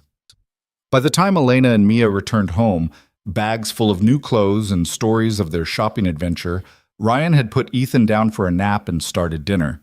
Elena found him in the kitchen, chopping vegetables with practiced ease. "Look at you, domestic god," she teased, wrapping her arms around him from behind. "I'm a man of many talents." "Yes, you are." She rested her head against his back. "I love our life, Ryan. I love everything we've built together." "Me too." Even the sleepless nights and dirty diapers? Even those. Because they're ours. As Ethan grew, the family settled into new rhythms. Mia started middle school, suddenly more interested in her friends and social life than spending every moment with her parents, but still devoted to her baby brother. Elena returned to work part-time, finding balance between her professional ambitions and her desire to be present for her children. Ryan finished his associate's degree and started working toward his bachelor's, taking online classes while working full-time at Vaughn Tech. They weren't perfect. They still had disagreements and stresses and moments of frustration. Money was still sometimes a source of tension, Elena's impulse to solve problems by throwing money at them versus Ryan's need to contribute and earn. They navigated differences in parenting styles, work-life balance challenges, and the normal complications of any marriage. But they'd learned to communicate, to compromise, to choose each other even when it was hard. Every disagreement ended with conversation, with understanding, with a renewed commitment to their partnership. One Saturday morning, almost exactly 2 years after Ethan's birth, Ryan woke to find Elena already awake, watching him with a soft smile. "Morning," he mumbled. "What time is it?" "Early. The kids are still asleep. I wanted to talk to you about something." Ryan sat up, suddenly more alert. "Everything okay?" "Everything's perfect. That's kind of the point. Ryan, I've been thinking about that day. The day you scratched my car." "Okay." "I never thanked you properly for it." "Elena, you don't need to thank me for damaging your property." "No, I mean, I never thanked you for being the kind of person who would leave that note. Who would take responsibility? Who would choose honesty over convenience? Because that choice, that moment of integrity when you thought no one was watching, it changed my life. It brought me you and Mia and Ethan and this beautiful, messy, wonderful life we have. So thank you. Thank you for being exactly who you are." Ryan felt his throat tighten. "You changed my life too. You saw something in me I didn't see in myself. You loved me when I didn't think I was lovable. You gave Mia a mother and gave us both a family and a future I never thought we'd have." "We gave that to each other," Elena corrected. "That's what partners do." They heard Mia's voice from down the hall, talking to Ethan, probably trying to keep him quiet so their parents could sleep in. A moment later, both children appeared in the doorway. "Are you awake?" Mia asked. "Because Ethan is hungry, and he's being loud about it." "We're awake," Elena laughed. "Come here, both of you." Mia and Ethan climbed into bed with them, Ethan immediately reaching for Elena while Mia snuggled against Ryan. They lay there together, the four of them, in the comfortable tangle of a family that chose each other every day. "Can we go to the park today?" Mia asked. "The one with the good swings?" "Sure," Ryan said. "We could make a whole day of it. Park, then maybe lunch, then that bookstore you like." "Can we get ice cream?" Probably. Can we get a dog? This was Mia's constant refrain, her unending campaign. Ryan and Elena looked at each other, a whole conversation happening in that glance. They'd been resisting the dog question for 2 years, but maybe it was time. We'll talk about it, Elena said, and Mia's eyes lit up because we'll talk about it was different from no. Later that day, as promised, they went to the park. Ryan pushed Ethan on the baby swings while Elena helped Mia on the monkey bars. Families surrounded them. Other parents, other children, the everyday miracle of ordinary life. Ryan thought about the journey that had brought them here. From a scared single dad barely making ends meet to this, a husband, a father to 2, a professional with a future, a man who'd learned to accept love and believe he was worthy of it. From a parking lot scratch to a family at the park, laughing and playing and simply being together. Elena caught his eye from across the playground and smiled, and Ryan smiled back, feeling gratitude so profound it was almost overwhelming. "Higher, Daddy!" Ethan squealed, and Ryan pushed him higher, laughing at his son's delight.